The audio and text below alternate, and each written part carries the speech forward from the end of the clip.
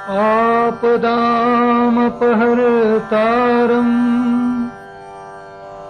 दातारं सर्वसम्पदा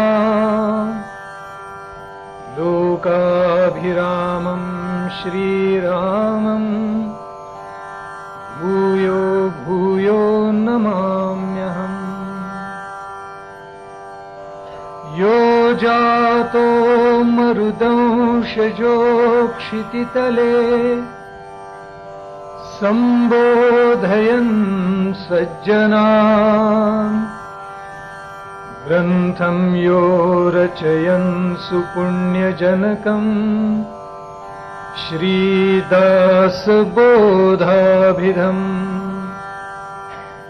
यः कीर्त्या पठनेन सर्वविदुषा स्वान्तापहारिः सदा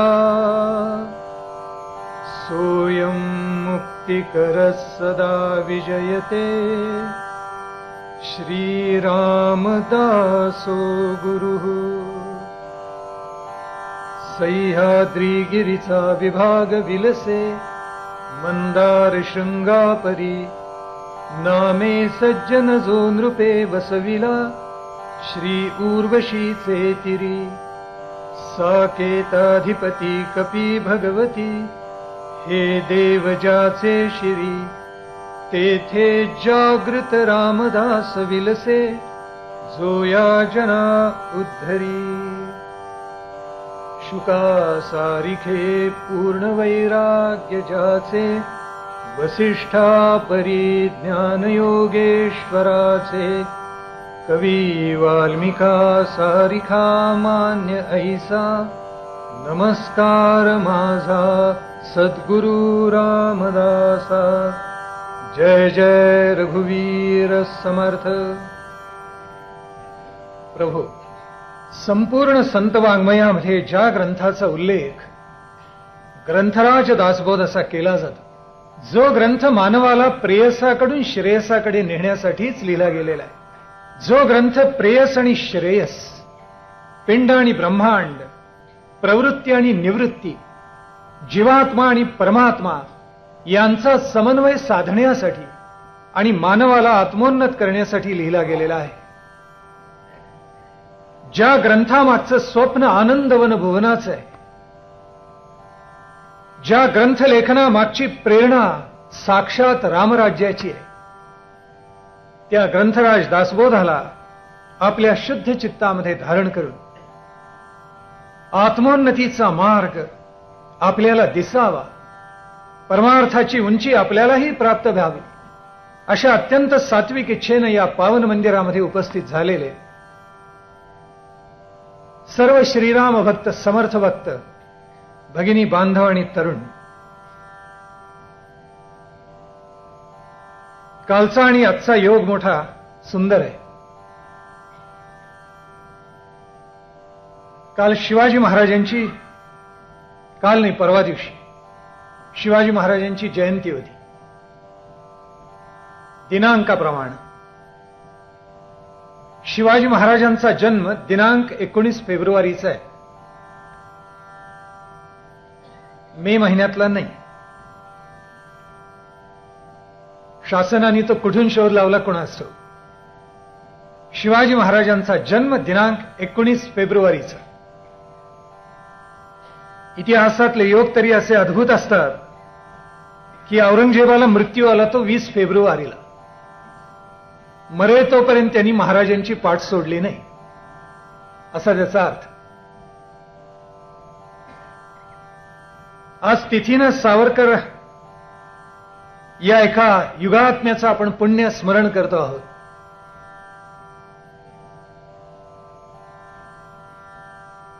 ज्यांनी आपल्या अलौकिक कर्तृत्वानं या देशाला सावरलं, त्यांना सावरकर म्हणतात.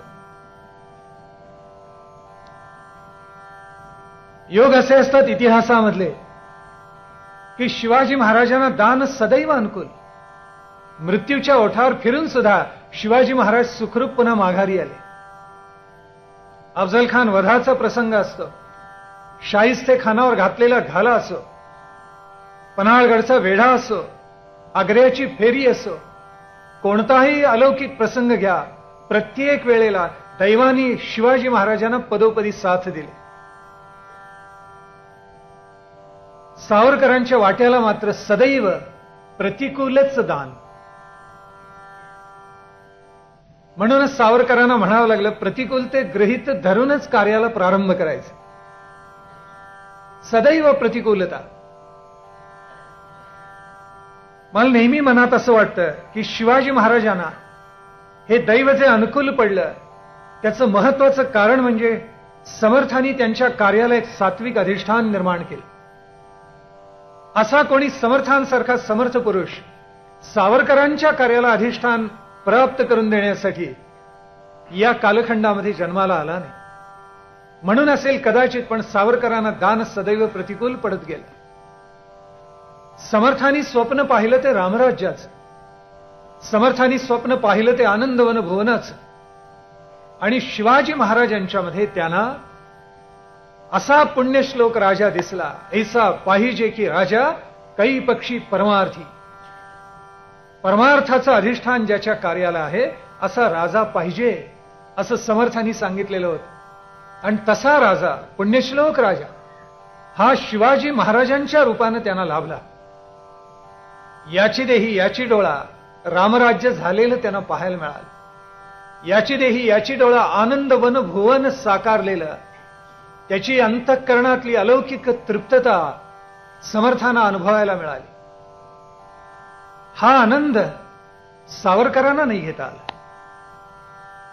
का घेता आला नसावा? कदाचित मी आत्ता म्हटलं ते कारण असावं, पण तरी सुद्धा त्यांच्या कामगिरीचं मोल काही कमी होत नाही. अलौकिक आहे कामगिरी. आज एक लेख आलाय वृत्तपत्रामध्ये, आणि मराठी भाषा शुद्ध करण्यासाठी त्यांनी जो प्रयत्न केला त्याच्यावर त्यात काही प्रकाश टाकलेला आहे. कितीतरी शब्द जे आज आपण प्रचारात वापरतो हे सगळे सावरकरांनी आपल्याला दिलेले आहेत. अलौकिक विभूतिमत्व होऊन गेलं. त्यांच्या चरित्राचे अनंत पैलू अभ्यासायचे, केव्हा तरी स्वतंत्र विचार करू. सावरकरांवर बोलू त्यावेळेला नक्कीच विचार करू. असा चौफेर विचार, किंबहुना इहलोक आणि परलोक यांची सांगड घालणारा विचार या भूमीमध्ये प्राधान्यानं जर कोणी केला असेल, संत सगळ्या मालिकेमध्ये, तर तो समर्थांनी केलेला आहे. इहलोक आणि परलोक दोन्ही साधायला समर्थांनी सांगितलं. इहलोक नाशिवंत आहे हे सगळ्या संतांनी आणि धर्मग्रंथांनी वारंवार सांगितलेलं होतंच. इहलोकाबरोबर परलोक साधावा आणि परलोक साधताना इहलोक नेटका आचरावा हे सांगणारे केवळ समर्थ रामदास. आणि म्हणून जे सत्कीर्तीचे पुरुष, ते परमेश्वराचे अंश, धर्मस्थापनेचा हव्यास तेथेची वसे, स्वतः समर्थांनी सांगितलेलं आहे. आणि ते सर्वार्थानं खरंय. धर्मस्थापना ही करावी लागते. मरगळलेला धर्म हा पुन्हा जागवावा लागतो. धर्मस्थापना आपोआप होत नाही, आणि मरगळलेल्या धर्माला ऊर्जित अवस्था आपोआप येत नाही. अनंत सात्विक कार्यकर्ते आणि निष्काम कर्मयोगी या भूमीमध्ये निर्माण व्हावे लागतात. नीती न्यायानं चालणारे, बोलण्याप्रमाणे आचरण असलेले, अंतःकरणामध्ये रघुरायाचा जप जागवणारे, समाजाच्या हिताचा सदैव विचार करणारे असे अलौकिक कार्यकर्ते या मातीमध्ये निर्माण व्हावे लागतात. ते निर्माण झाले की मग रामराज्य निर्माण होतं, मग आनंदवन भुवन निर्माण होतं. म्हणून समर्थांनी ध्यास घेतला तोच, सत्कीर्ती जर मिळवायची असेल तर तिथे धर्मस्थापनेचा विचार केला पाहिजे. आणि जे धर्मस्थापनेचा विचार करतात ते ईश्वराचेच अंश असतात, निसंशय. अन्यथा कोण जातो धर्मस्थापना करायला? दैनंदिन जेवढं आयुष्य वाट्याला आले तेवढं आचरावं, कृतार्थ समजावं, पंचेंद्रियांचे उपभोग घ्यावेत आणि मुक्त व्हावं असं मानणारीच माणसं समाजामध्ये जास्ती. मग अशा वेळेला अत्यंत प्रतिकूल कालखंडामध्ये हे मोडकळीला आलेलं आपल्या धर्माचं मंदिर, त्याचा पुन्हा जीर्णोद्धार करावा. कुणी करावा? जे निस्पृह आहेत, जे विचारी आहेत, जे विवेकी आहेत, जे वितरागी आहेत, ज्यांना समाजाचा विचार आहे, ज्यांना राष्ट्राचं चिंतन आहे, अंतःकरणामध्ये कुठेतरी राष्ट्रभक्ती उचंबळून आली आहे, जिथे जगदीशाचा कृपाप्रसाद लाभलेला आहे, सत्संगती मिळालेली आहे, त्यांनी हा जीर्णोद्धार करावा. धर्माच्या मंदिराचा जीर्णोद्धार झाला की राष्ट्र बलवान होतं. राष्ट्र बलवान झालं की समाज बलवान होतं आणि व्यक्तीला सन्मार्गाची दिशा सापडते. इतिहासामध्ये अशा अनंत गोष्टी, अनंत नोंदी आपल्याला सापडतील. आपण फक्त साक्षेपानी पाहायला शिकलं पाहिजे. आणि म्हणून समर्थांनी जो विचार केला तो इतका मूलभूत आहे. त्याच्यामध्ये व्यक्तीपासून मानवतेपर्यंत अवघ्यांच्या कल्याणाचा विचार दाटून आलेला आहे, सामावून आलेला आहे. समर्थांचं हे केवळ अलौकिक कर्तृत्व आहे. याला काही निस्पृहता चित्तामध्ये धारण करावी लागते. माणसं जिथे विकली जात नाहीत ना, तिथे निस्पृहता असते. माणसे जिथे स्वाभिमान धारण करतात ना, तिथे समाज राष्ट्राचा विचार निर्माण होतो. बिरबल बादशहाची गोष्ट आहे. बिरबलांनी म्हणे बादशहाला सांगितलं की खाविंद आपल्याला माहिती आहे का? बादशहाने विचारलं काय? वांग पहा म्हणाला. काय सुरेख पदार्थ आहे.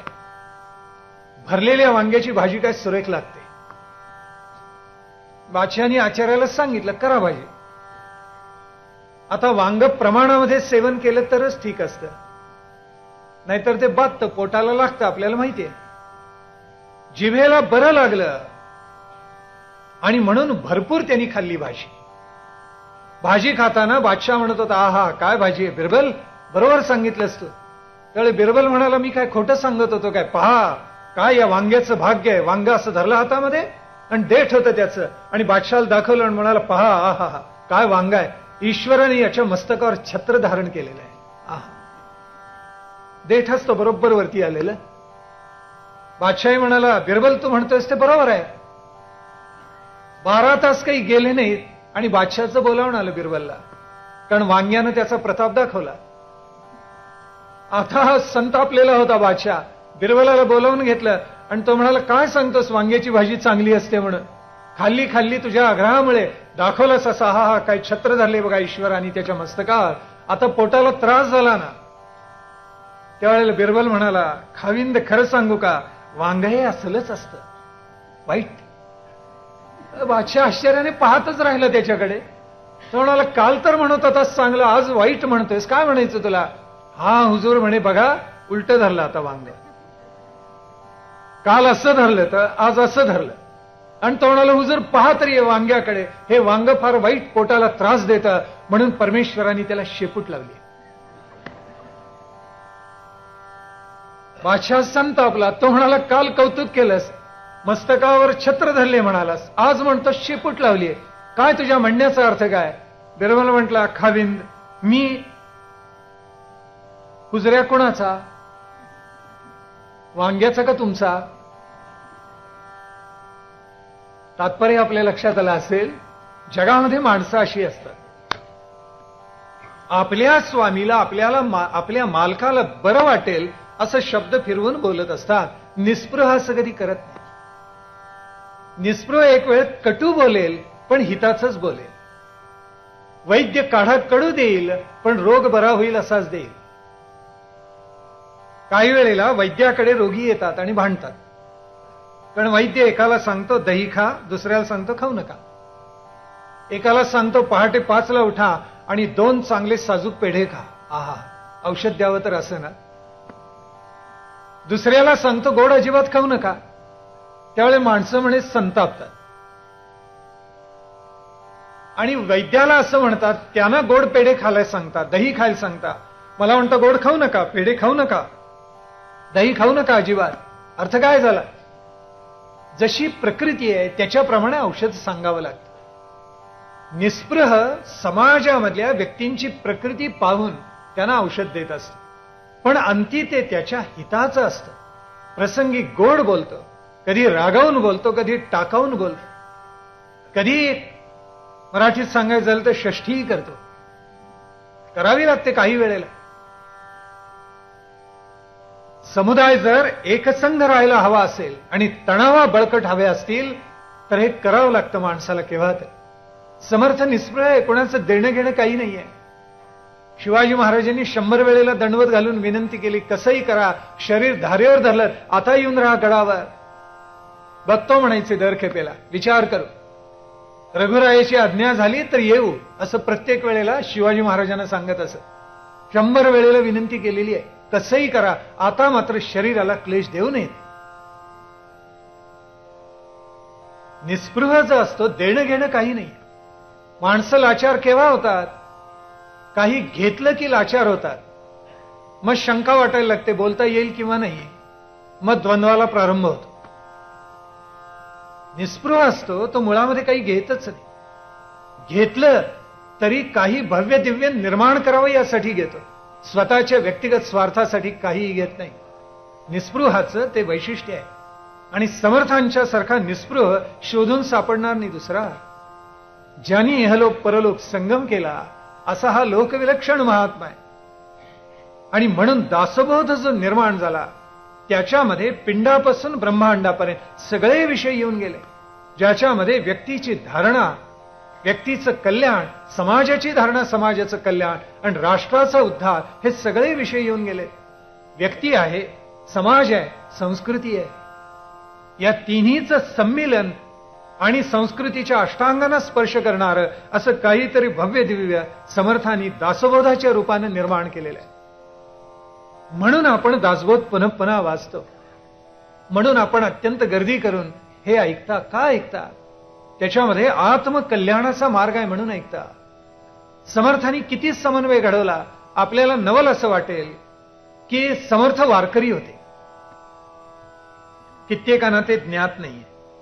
समर्थ वारकरी होते आणि देह थकला तोपर्यंत त्यांची वारी चालू होती.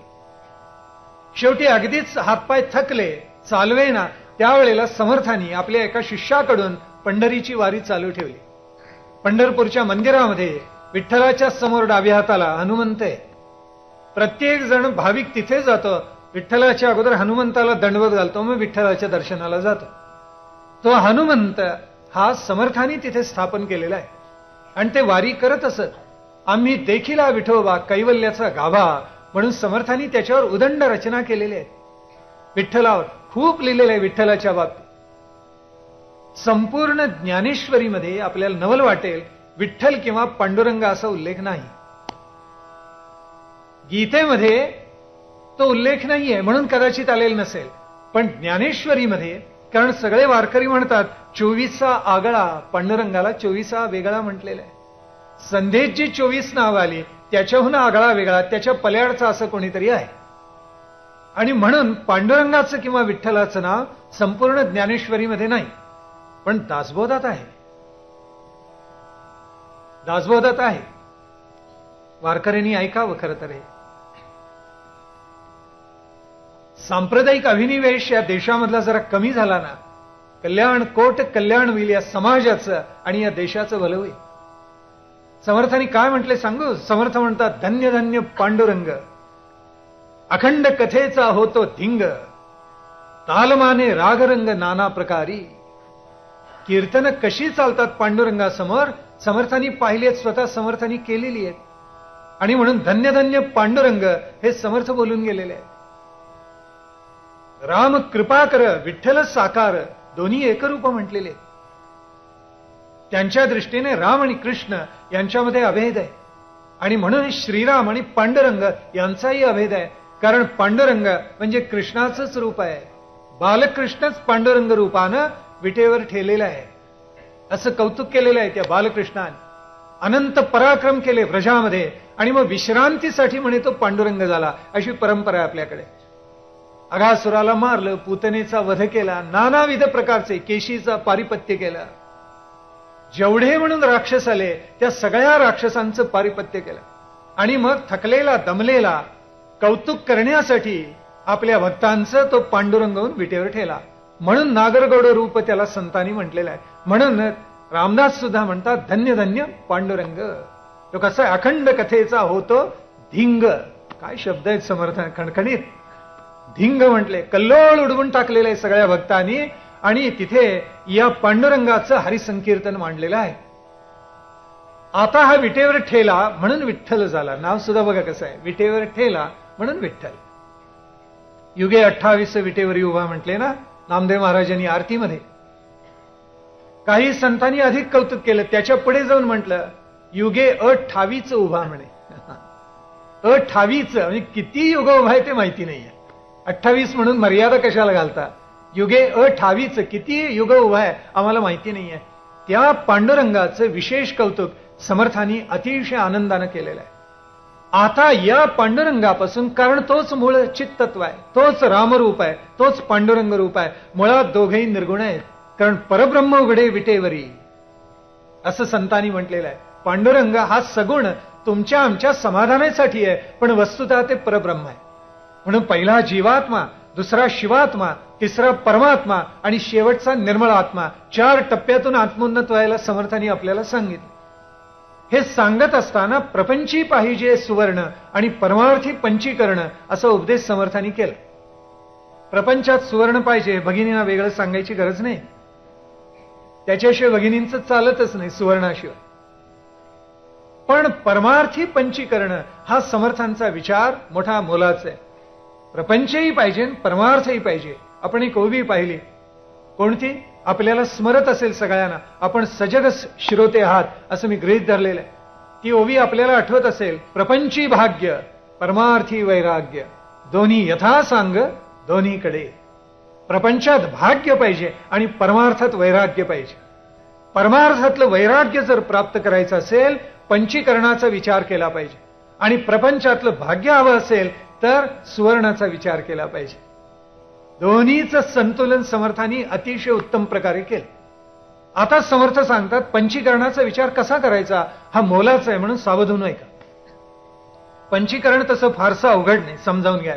सावधून ऐकलं सहज लक्षात येईल, शब्दांनी तरी येईल, अनुभव हा हळूहळूच येत जातो.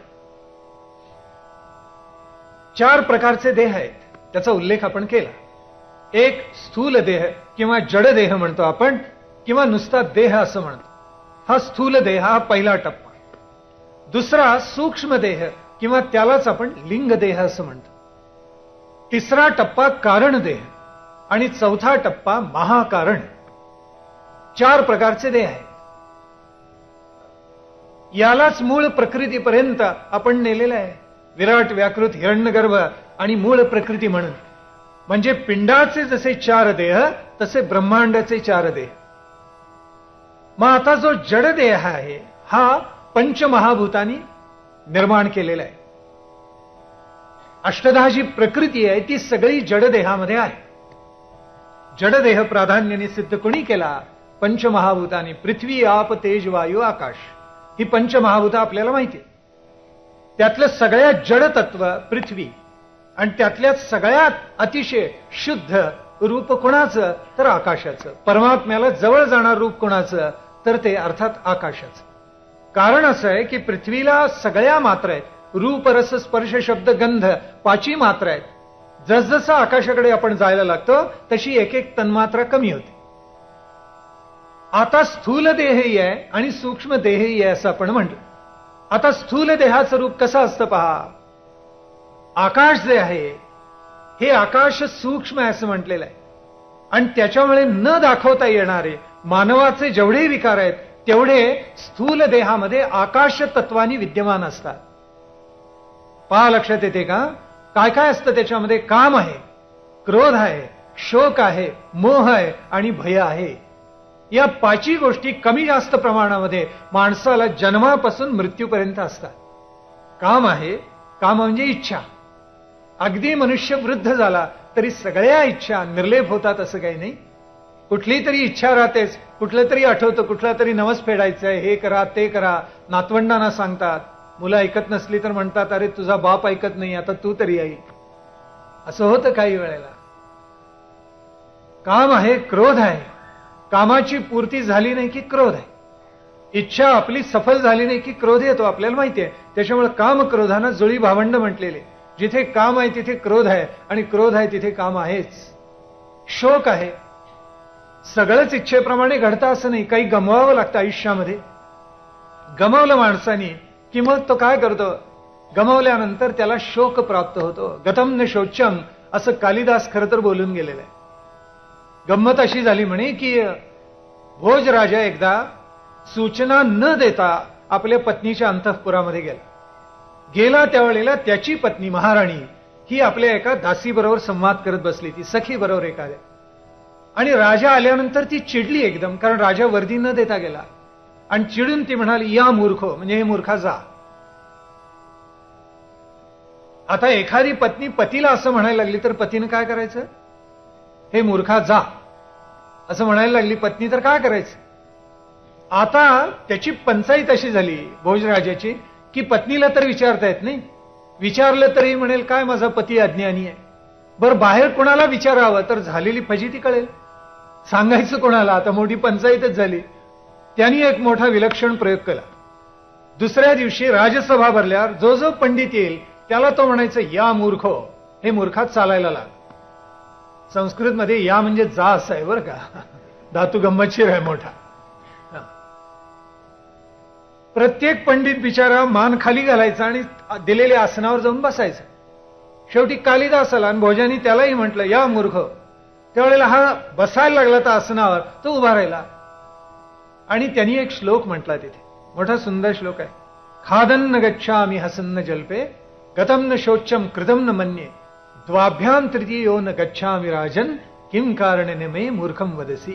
सांग, मला मूर्ख म्हणालास ना, मूर्खाची 5 लक्षणं सांगतो, ऐक. का बरं मला तू मूर्ख म्हणतोस तेवढं सांग. आणि ती 5 लक्षणं त्यांनी सांगितली. खात खात मी जात नाही. आता कसं पुढे घेऊन असं खात खात जायला काय बरं वाटतं नाही? काय समाज सगळा उलटाच झालाय. जेवढी महापापच सांगितले धर्मशास्त्रांनी त्याला आता समाजात मान्यता आहे. जेवढी मूर्ख लक्षणं आहेत तेवढी प्रगट करत माणसं जातात आणि त्याच्याबद्दल कोणाला काहीही वाटत नाही. सगळं चमत्कारिकच घडते आपले समाज. खादन्न गच्छामी, खात खात जाऊ नये, साध तत्व सांगितलं. खादन्न गच्छामी हसन्न जल्पे, खो खो खो हसतोय मनुष्य आणि काहीतरी सांगतोय, मूर्खत्वच. बोबडे शब्द बाहेर पडतात, काही कळत नाही, म्हणून खो खो असताना बोलून सांगू नये. 2 लक्षणं सांगितली, खादन्न गच्छामी हसन्न जल्पे. मग आता तिसरं सांगितलं, गतम न शोचम, गेलेल्या गोष्टीचा मी शोक करत नाही. कृतम न मन्ये, कोणतीही गोष्ट विचारपूर्वकच करतो. अगोदर चिंतन मग कृती, नंतर विक्रम, प्रथम योजना. आणि शेवटचं सूत्र आता सांगितलं, द्वाभ्याम तृतीयो न गच्छामि राजन. 2 माणसं ज्या वेळेला एकत्र असतात त्यावेळेला पूर्व सूचना न देता मी कधी एकदम असा गेलेलो नाहीये.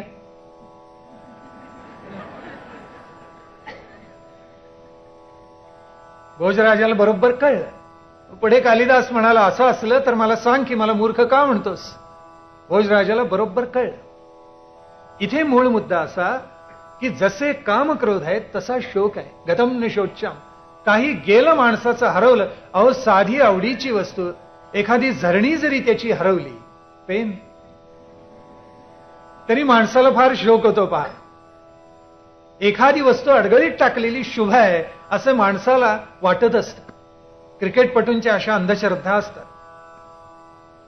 आपली मागची जी कसोटी जिंकली ना, त्यावेळेला कुंबळेंनी सांगितलं की बळीच मिळेना, त्यावेळेला काय करायचं? त्यावेळेला म्हणे तेंडुलकरची एक अंधश्रद्धा आहे.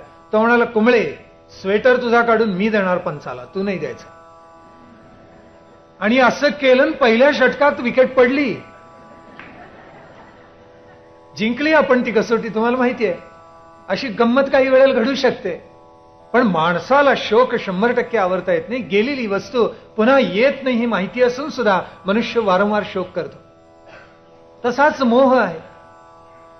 मोह हा भयालाही कारणीभूत आहे, शोकालाही कारणीभूत आहे. कारण मोहामुळे मनुष्य पापाला प्रवृत्त झाला आणि ते पाप उघडकीला आला, समाजाला जर दिसलं तर त्याचे परिणाम भयावह आहेत हे त्याला माहिती असतं. आपल्या इथे पुण्यामध्ये घडलेली घटना आहे, फार वर्षांपूर्वीची, म्हणजे पेशवाईच्या सुद्धा अगोदरची आहे. मुद्दाम सांगतो आपल्याला. इथे स्वामी चंद्रशेखर या नावाचे एक अत्यंत विद्वान गृहस्थ आले. घनपाठी होते. वैदिक वाङ्मयाचा सगळा उत्तमातला उत्तम अभ्यास केलेला होता. आणि त्यांना कोणीतरी प्रश्न विचारला की पाप का बाप कौन है. त्यावेळेला त्या प्रश्नाचं त्यांना काही उत्तर देता आलं नाही आणि अस्वस्थ झाले. ते बाहेर पडले. प्रवास करत करत आले आणि पुण्यामध्ये आले. पुण्यामध्ये आल्यानंतर आपल्याला नवल वाटेल, सदाशिव पेठेमध्येच थांबलेले होते. मुक्काम इथेच होता, दुसरीकडे कुठे असणार? कारण इथे अनंत विद्वत जन त्यांना भेटले, त्यांच्या सहवासामध्ये रमले. त्यांच्या दर्शनाला अनेक माणसं येत होती. त्यांचं सोळं फार कठोर असे आणि स्वतःचा स्वयंपाक ते स्वतः सिद्ध करत असत. दुसऱ्याचा स्वयंपाक त्यांना चालत नसे. अनेक जी माणसं त्यांना भेटायला यायची पुण्यातली, त्याच्यामध्ये गणिका त्यांना भेटायला येत असे. अत्यंत लावण्यवती तरुणी रूप संपन्न अशी होती. आणि पहिल्या दिवशी द्वारपालानं अडवलं तिला आणि तो म्हणाला, तुझ्यासारख्या गणिकेला इतक्या शुद्ध ठिकाणी प्रवेश नाही. आणि त्यावेळी ती संभाषण करायला लागली द्वारपालाशी आणि ते स्वामी चंद्रशेखरांच्या कानावर गेले आणि ते म्हणाले, अरे येऊ दे, देवाचा दरबार आहे, सगळ्यांना मुक्त प्रवेश आहे. आणि ती गणिकाही तिथे आली म्हणे. गणिका आत आली आणि मग तिला इतकं त्या स्वामी चंद्रशेखरांच्या विद्वत्तेचं, त्यांच्या रूपाचं, त्यांच्या व्यक्तिमत्वाचं आकर्षण झालं की ती वारंवार येत राहील. आणि तिनं दिनचर्या पाहिली तर 16 वळ कठोर आहे. लांब बसून ती नमस्कार करत असे या महात्म्याला. आणि एके दिवशी तिनं अशी विनंती केली की महाराज, मी तर समाजाकडून लाथाडलेली स्त्री आहे, पण आपण तर विद्वान आहात, घनपाठी आहात, ईश्वराचा परतत्वाचा स्पर्श झालेले आहात. अग्नीला जसं पावन असतं तसं आपल्यासारख्या विद्वानाला सगळंच पावन असतं. त्यावेळेला स्वामी चंद्रशेखर हसले, म्हणाले, मग तुझं म्हणणं काय? त्यावेळी ती म्हणाली की माझी एकच विनंती, एकच प्रार्थना आपल्याला आहे की दररोज आपण स्वयंपाक स्वतः सिद्ध करून खाता. एक दिवस तरी मला संधी द्या. नाथ जसे जेवले महारा घरी जाऊन, तसं तुम्ही एक तरी मला संधी द्या की गणिकेच्या हातचा स्वयंपाक आपण स्वीकारा. त्यावेळी स्वामी चंद्रशेखर म्हटले, उद्या तुला सांगतो. ईश्वराने कौल दिला तर होय म्हणेन, नाहीतर नाही म्हणेन. स्वामी चंद्रशेखरांनी विचार केला, इतकी शरणागत झालेली आहे, काय हरकत आहे? आणि दुसऱ्या दिवशी म्हणाले, होय घेऊन ये. आणि खरोखर तिनं उत्तमातला उत्तम स्वयंपाक सिद्ध केला. चांदीची भांडी सगळी आणली. तो काळ वैभवाचा होता. चांदीचा पाट बसायला, चांदीचं ताट, मागे टेकायला चांदीचा पाट, असा सगळा थाट तिनं उडवला आणि सगळा स्वयंपाक सिद्ध केलेला ती स्वतः घेऊन आली. सगळे पदार्थ वाढले. हे स्वतः चांदीच्या आसनावर बसलेले आणि आता आचमन करणार, अपोषणी घेऊन अन्न ग्रहण करणार एवढ्यामध्ये तिनं साष्टांग दंडवत घातला. आणि ती म्हणाली, महाराज आपण हे अन्न सेवन करू नका. का तर मी गणिक आहे, माझ्या हातून अनंत पाप घडलेली आहेत. आपण शुद्ध आहात हे मला मान्य आहे, पण आपण हे अन्न सेवन करू नका. कारण आज आपण एक पायरी खाली आला. आज आपल्याला वाटलं की गणिकेच्या हातचं अन्न चालेल. महाराज आपण विद्वान आहात, आपण फार मोठी तपश्चर्या केलेली आहे. उद्या आपल्याला वाटेल गणिकेचा स्पर्श झाला तरी सुद्धा चालेल. त्यावेळेला ते चपापले आणि त्यांनी एक संस्कृत मध्ये पुढे ग्रंथ लिहिलाय स्वामी चंद्रशेखरांनी. त्याच्यामध्ये या अनुभवाची नोंद केली आहे त्यांनी. आणि त्याच्यामध्ये त्यांनी लिहून ठेवले की पाप का बाप कौन, याचं उत्तर मला त्यावेळेला सापडलं. मोह किंवा लोभ हाच पापाचा बाप. काम आहे, क्रोध आहे, शोक आहे, मोह लोभ तर आहेच आणि भय सुद्धा आहे. एका टोकाला मोहाच्या, एका बाजूला शोक आहे आणि दुसऱ्या टोकाला भय आहे. प्राप्ती झाली नाही तर शोक आहे, प्राप्त झालेलं हरवलं तर शोक आहे, पाप उघड झालं तर भय आहे, समाजाकडून धिक्कार होईल. हे न दाखवता येणारे आहेत सगळे, पण माणसाच्या मनात कुठेतरी असतात की नाही. आकाशाची जशी पोकळीच आहे, कारण त्याचा शेवट जसा लागत नाही तसा या 5 शत्रूंना शेवट नसतो म्हणे. किती दमन केले तरी अंशरूपाने कुठेतरी राहतात. पण जे खरे महात्मे परतत्व स्पर्श घेऊन पल्याड गेलेले असतात ते या सगळ्यांच्या अतीत होतात. बरं, आता दुसरा जो वायू आहे स्थूल देहाचा, तो कसा आहे? तर त्याला चळण आहे, त्याला वळण आहे. उघडच आहे अगदी. वायू आहे म्हणजे चळण वळण आलं. बरं, त्याला प्रसरण आहे, त्याला संकोच आहे आणि त्याला निरोध आहे. अशी 5 कार्य जर कोण करत असेल तर वायू करत असतो. बरं, आता तेज जे आहे आपल्या शरीरामधलं, स्थूल देहामधलं, कारण पंचमहाभूतांचं आहे, पृथ्वी आप तेज तिसरं किंवा आकाश वायू आणि मग तेज. हे तेज कशा रूपाने? नानाविध प्रकारच्या रूपानं आपल्या देहामध्ये आहे. म्हणजे कसं आहे? अगदी सोपं, क्षुधेच्या रूपानं आहे. भूक लागते, त्या रूपानं आहे. बरं, दुसऱ्या रूपानं कोणत्या? तहान लागते त्या रूपानंही आहे. निद्रा ही अन्न घेतल्यानंतर येते त्या रूपानंही तेज आहे. निद्रेमुळे आलस्य प्राप्त होतं म्हणजे आळसाच्या रूपानंही आहे. आणि तेज मैथुन मानवाला करण्यासाठी प्रवृत्त करतं म्हणून तेज समागमामध्ये सुद्धा आहे. 5 प्रकारे तेज मानवाच्या देहामध्ये. आप कशामध्ये आहे?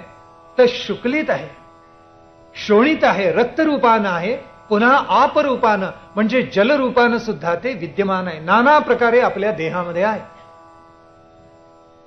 मग हे आप आपण नाना प्रकारे धारण करतो. स्वेद त्याच्यापासूनच येतो.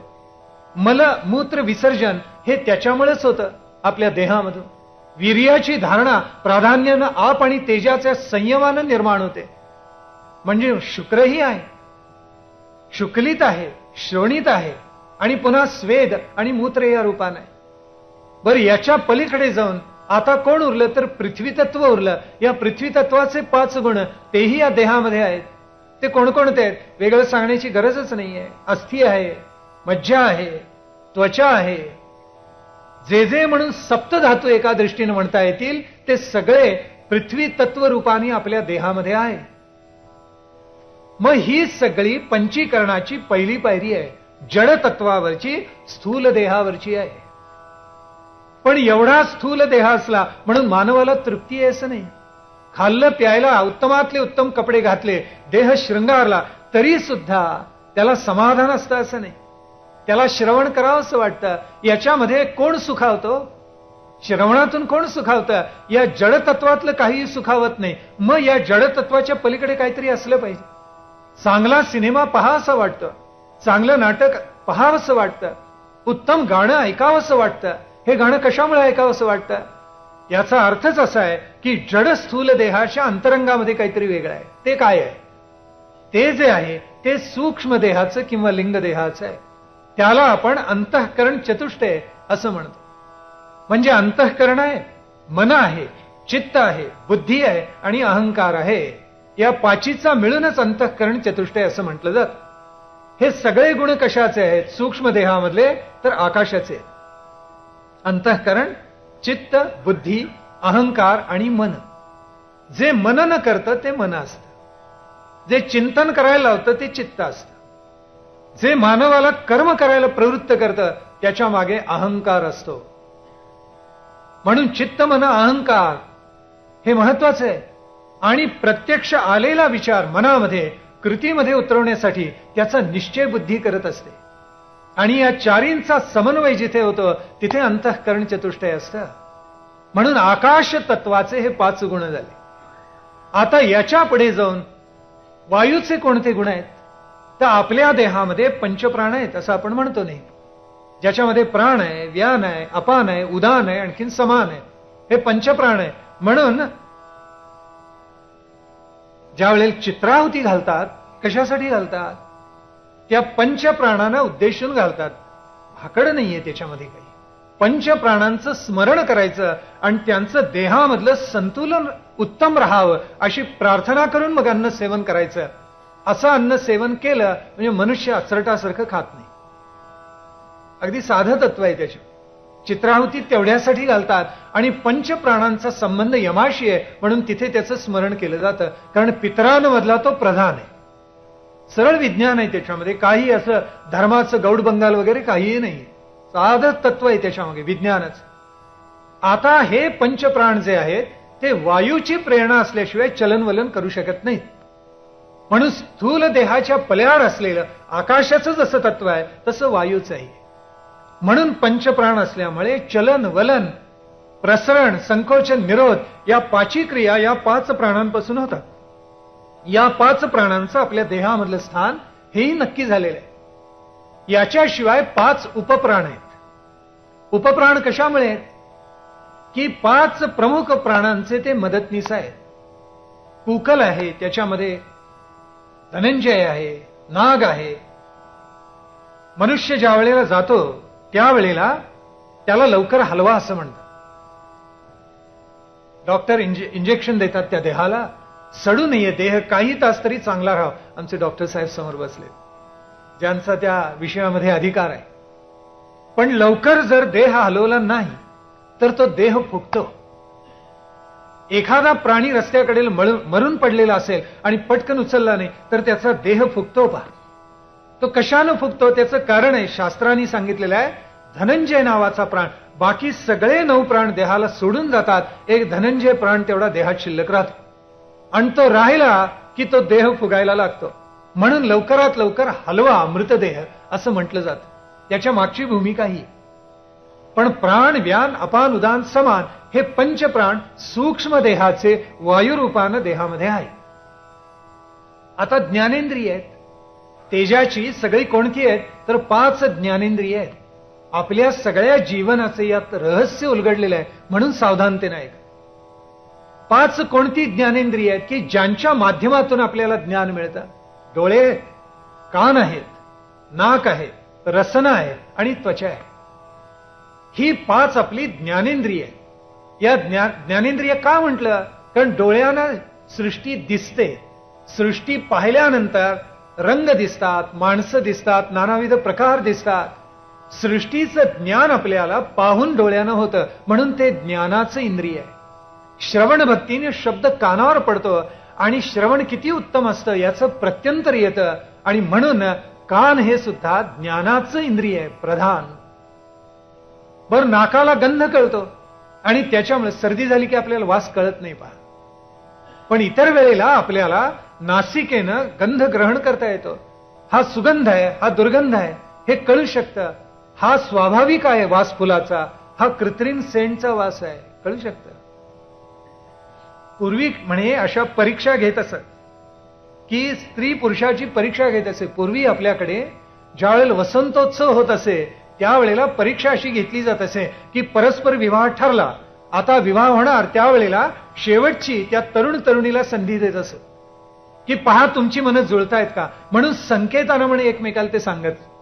कसं सांगत असत की ती तरुणी म्हणे काय करत असे की कृत्रिम एखादं उठणं सुगंध आणून देत असे द्रोणामध्ये भरलेलं आणि छान चाफ्याची फुललेली फुलं दुसऱ्या द्रोणामध्ये आणून ठेवत असे. दोन्ही द्रोण आणायचे आणि तो तरुण जिथे अभ्यासाला बसत असे त्याच्यासमोर आणून ठेवायचे आणि निघून जायचे. संकेत आहे, कळला पाहिजे, नाही कळला तर घोटाळाच. म्हणजे तरुणी बुद्धिमान आणि तरुणी बुद्धिमान पाहिजे. त्यावेळेला हुशार जे तरुण असतात ज्यांचं निसर्गावर प्रेम असे ते काय करायचे म्हणे, ते कृत्रिम सुगंधी उठणं लाथाडून टाकायचं, द्रोण तो उलटा करून टाकायचा, सांडून टाकायचा. म्हणजे त्या तरुणीला कळायचं अशा कृत्रिमपेक्षा निसर्गावर फुललेल्या चाफ्यावर याचं प्रेम आहे. संकेत असत, आपल्याकडे संकेतानं गोष्टी सांगत असत. मग हा तरुण काय करायचा, उलटा स्त्रीला आपल्या एखाद्या दूतीला त्या तरुणीकडे पाठवत असत आणि त्यावेळेला काही नाही, निरोप नाही, काही नाही, काही नाही, आणि ती गेली की तिनं याच्या मनातलं ओळखायचं आणि त्याचं उत्तर द्यायचं. असे संकेत आपल्या धर्मशास्त्रात लिहिलेत बरं का, काही न्यायांमध्ये लिहिलेले आहेत. त्यावेळेला म्हणे एका तरुणाने अशी दूती पाठवल्या, त्या तरुणीने थप्पड मारली. थप्पड मारल्यावर ती दूती रडत रडत आली. रडत रडत परत आल्यानंतर यांनी विचारलं काय झालं, तर ती जी दूती होती ती म्हणाली की मला थप्पड मारली त्या तरुणीने, मला कशाला पाठवलं म्हणे तिकडे.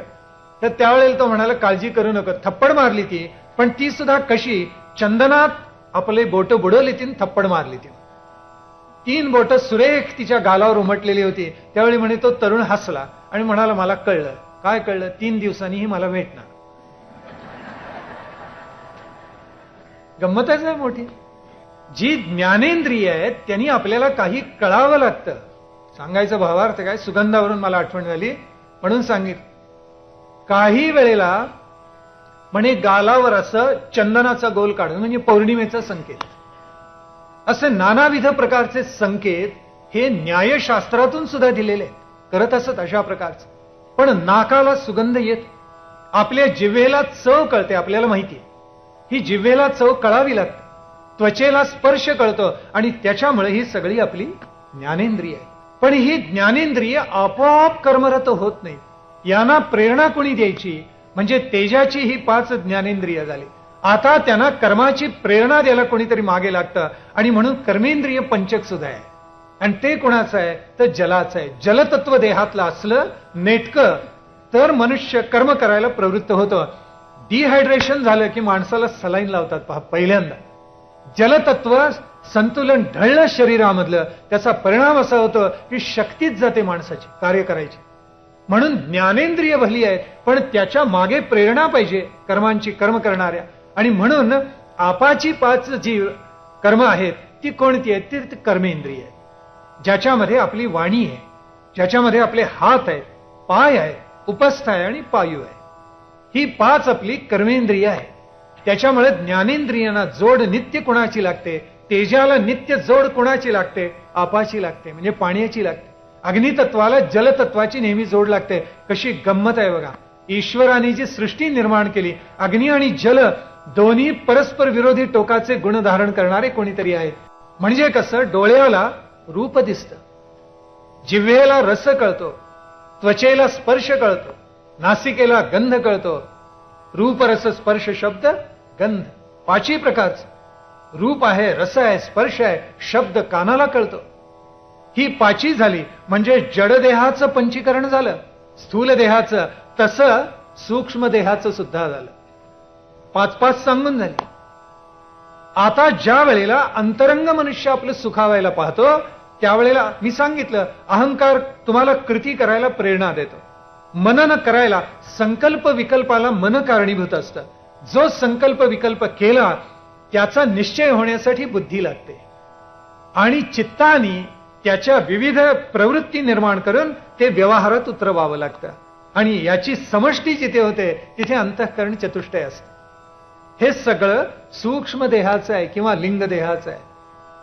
या सगळ्यामुळे अर्थकारण निर्माण होतं, राजकारण निर्माण होतं, समाजकारण निर्माण होतं, वाङ्मय त्यातून निर्माण आहे.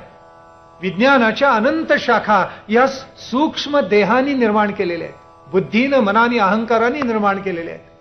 अहंकाराचं स्फुरण नसतं, सात्विक काही घडवावं अशी इच्छा नसती तर नानाविध शोधही लागले नसते. मग काहीच्या मागे राजस्य स्फुरण आहे, काहीच्या मागे तामसी स्फुरण आहे, पण काहीच्या मागे सात्विकी आहे. म्हणजे तिथे अहंकारी आहे, मनही आहे, बुद्धी आहे, चित्त सगळंच आहे. असं अंतःकरण चतुष्टय असल्याशिवाय काही नवीन निर्माणच होऊ शकत नाही. आणि म्हणून साहित्य त्यातूनच निर्माण होतं, नानाविध प्रकारचे ग्रंथ त्यातून निर्माण होतात, शिक्षणाच्या नानाविध शाखा त्यातूनच निर्माण होतात, चित्रकला, नृत्यकला, गायनकला हे सगळं त्यातूनच निर्माण होतं. पण सगळ्या संतांचं सांगणं असं आहे की बाबांनो, हे सगळं जे निर्माण झालं हे प्रकृतीमधलं आहे. प्रकृतीमध्ये असल्यामुळे सगळं नाशिवंत आहे. इतिहासात चुकून ज्यांचे उल्लेख राहतात तेवढे आपल्याला ज्ञात असतात. जे उल्लेख जळून जातात ती अलौकिक माणसं असली तरी आपलं त्यांच्याविषयीचं ज्ञान नसतं. भारताचा किती इतिहास गेला असेल, वेरूळचं लेणं, अलौकिक लेणं, कैलास लेणं कुणी निर्माण केलं? एकानेही आपलं नाव कोरलेलं नाहीये तिथे की मी हे शिल्प घडवलं. त्यांची नावं इतिहासाला माहिती नाहीये. पण ते निर्माण होण्यामागे प्रकृतीमधला काही अहंकार, काही मन, काही चित्त, काही बुद्धी आहे. सूक्ष्म देहानी ते सगळं निर्माण केलेलं आहे.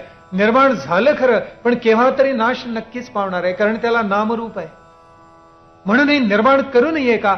अवश्य निर्माण करावं, कारण परमार्थाची वाटचाल एकदम होतच नाही, शक्य नाही.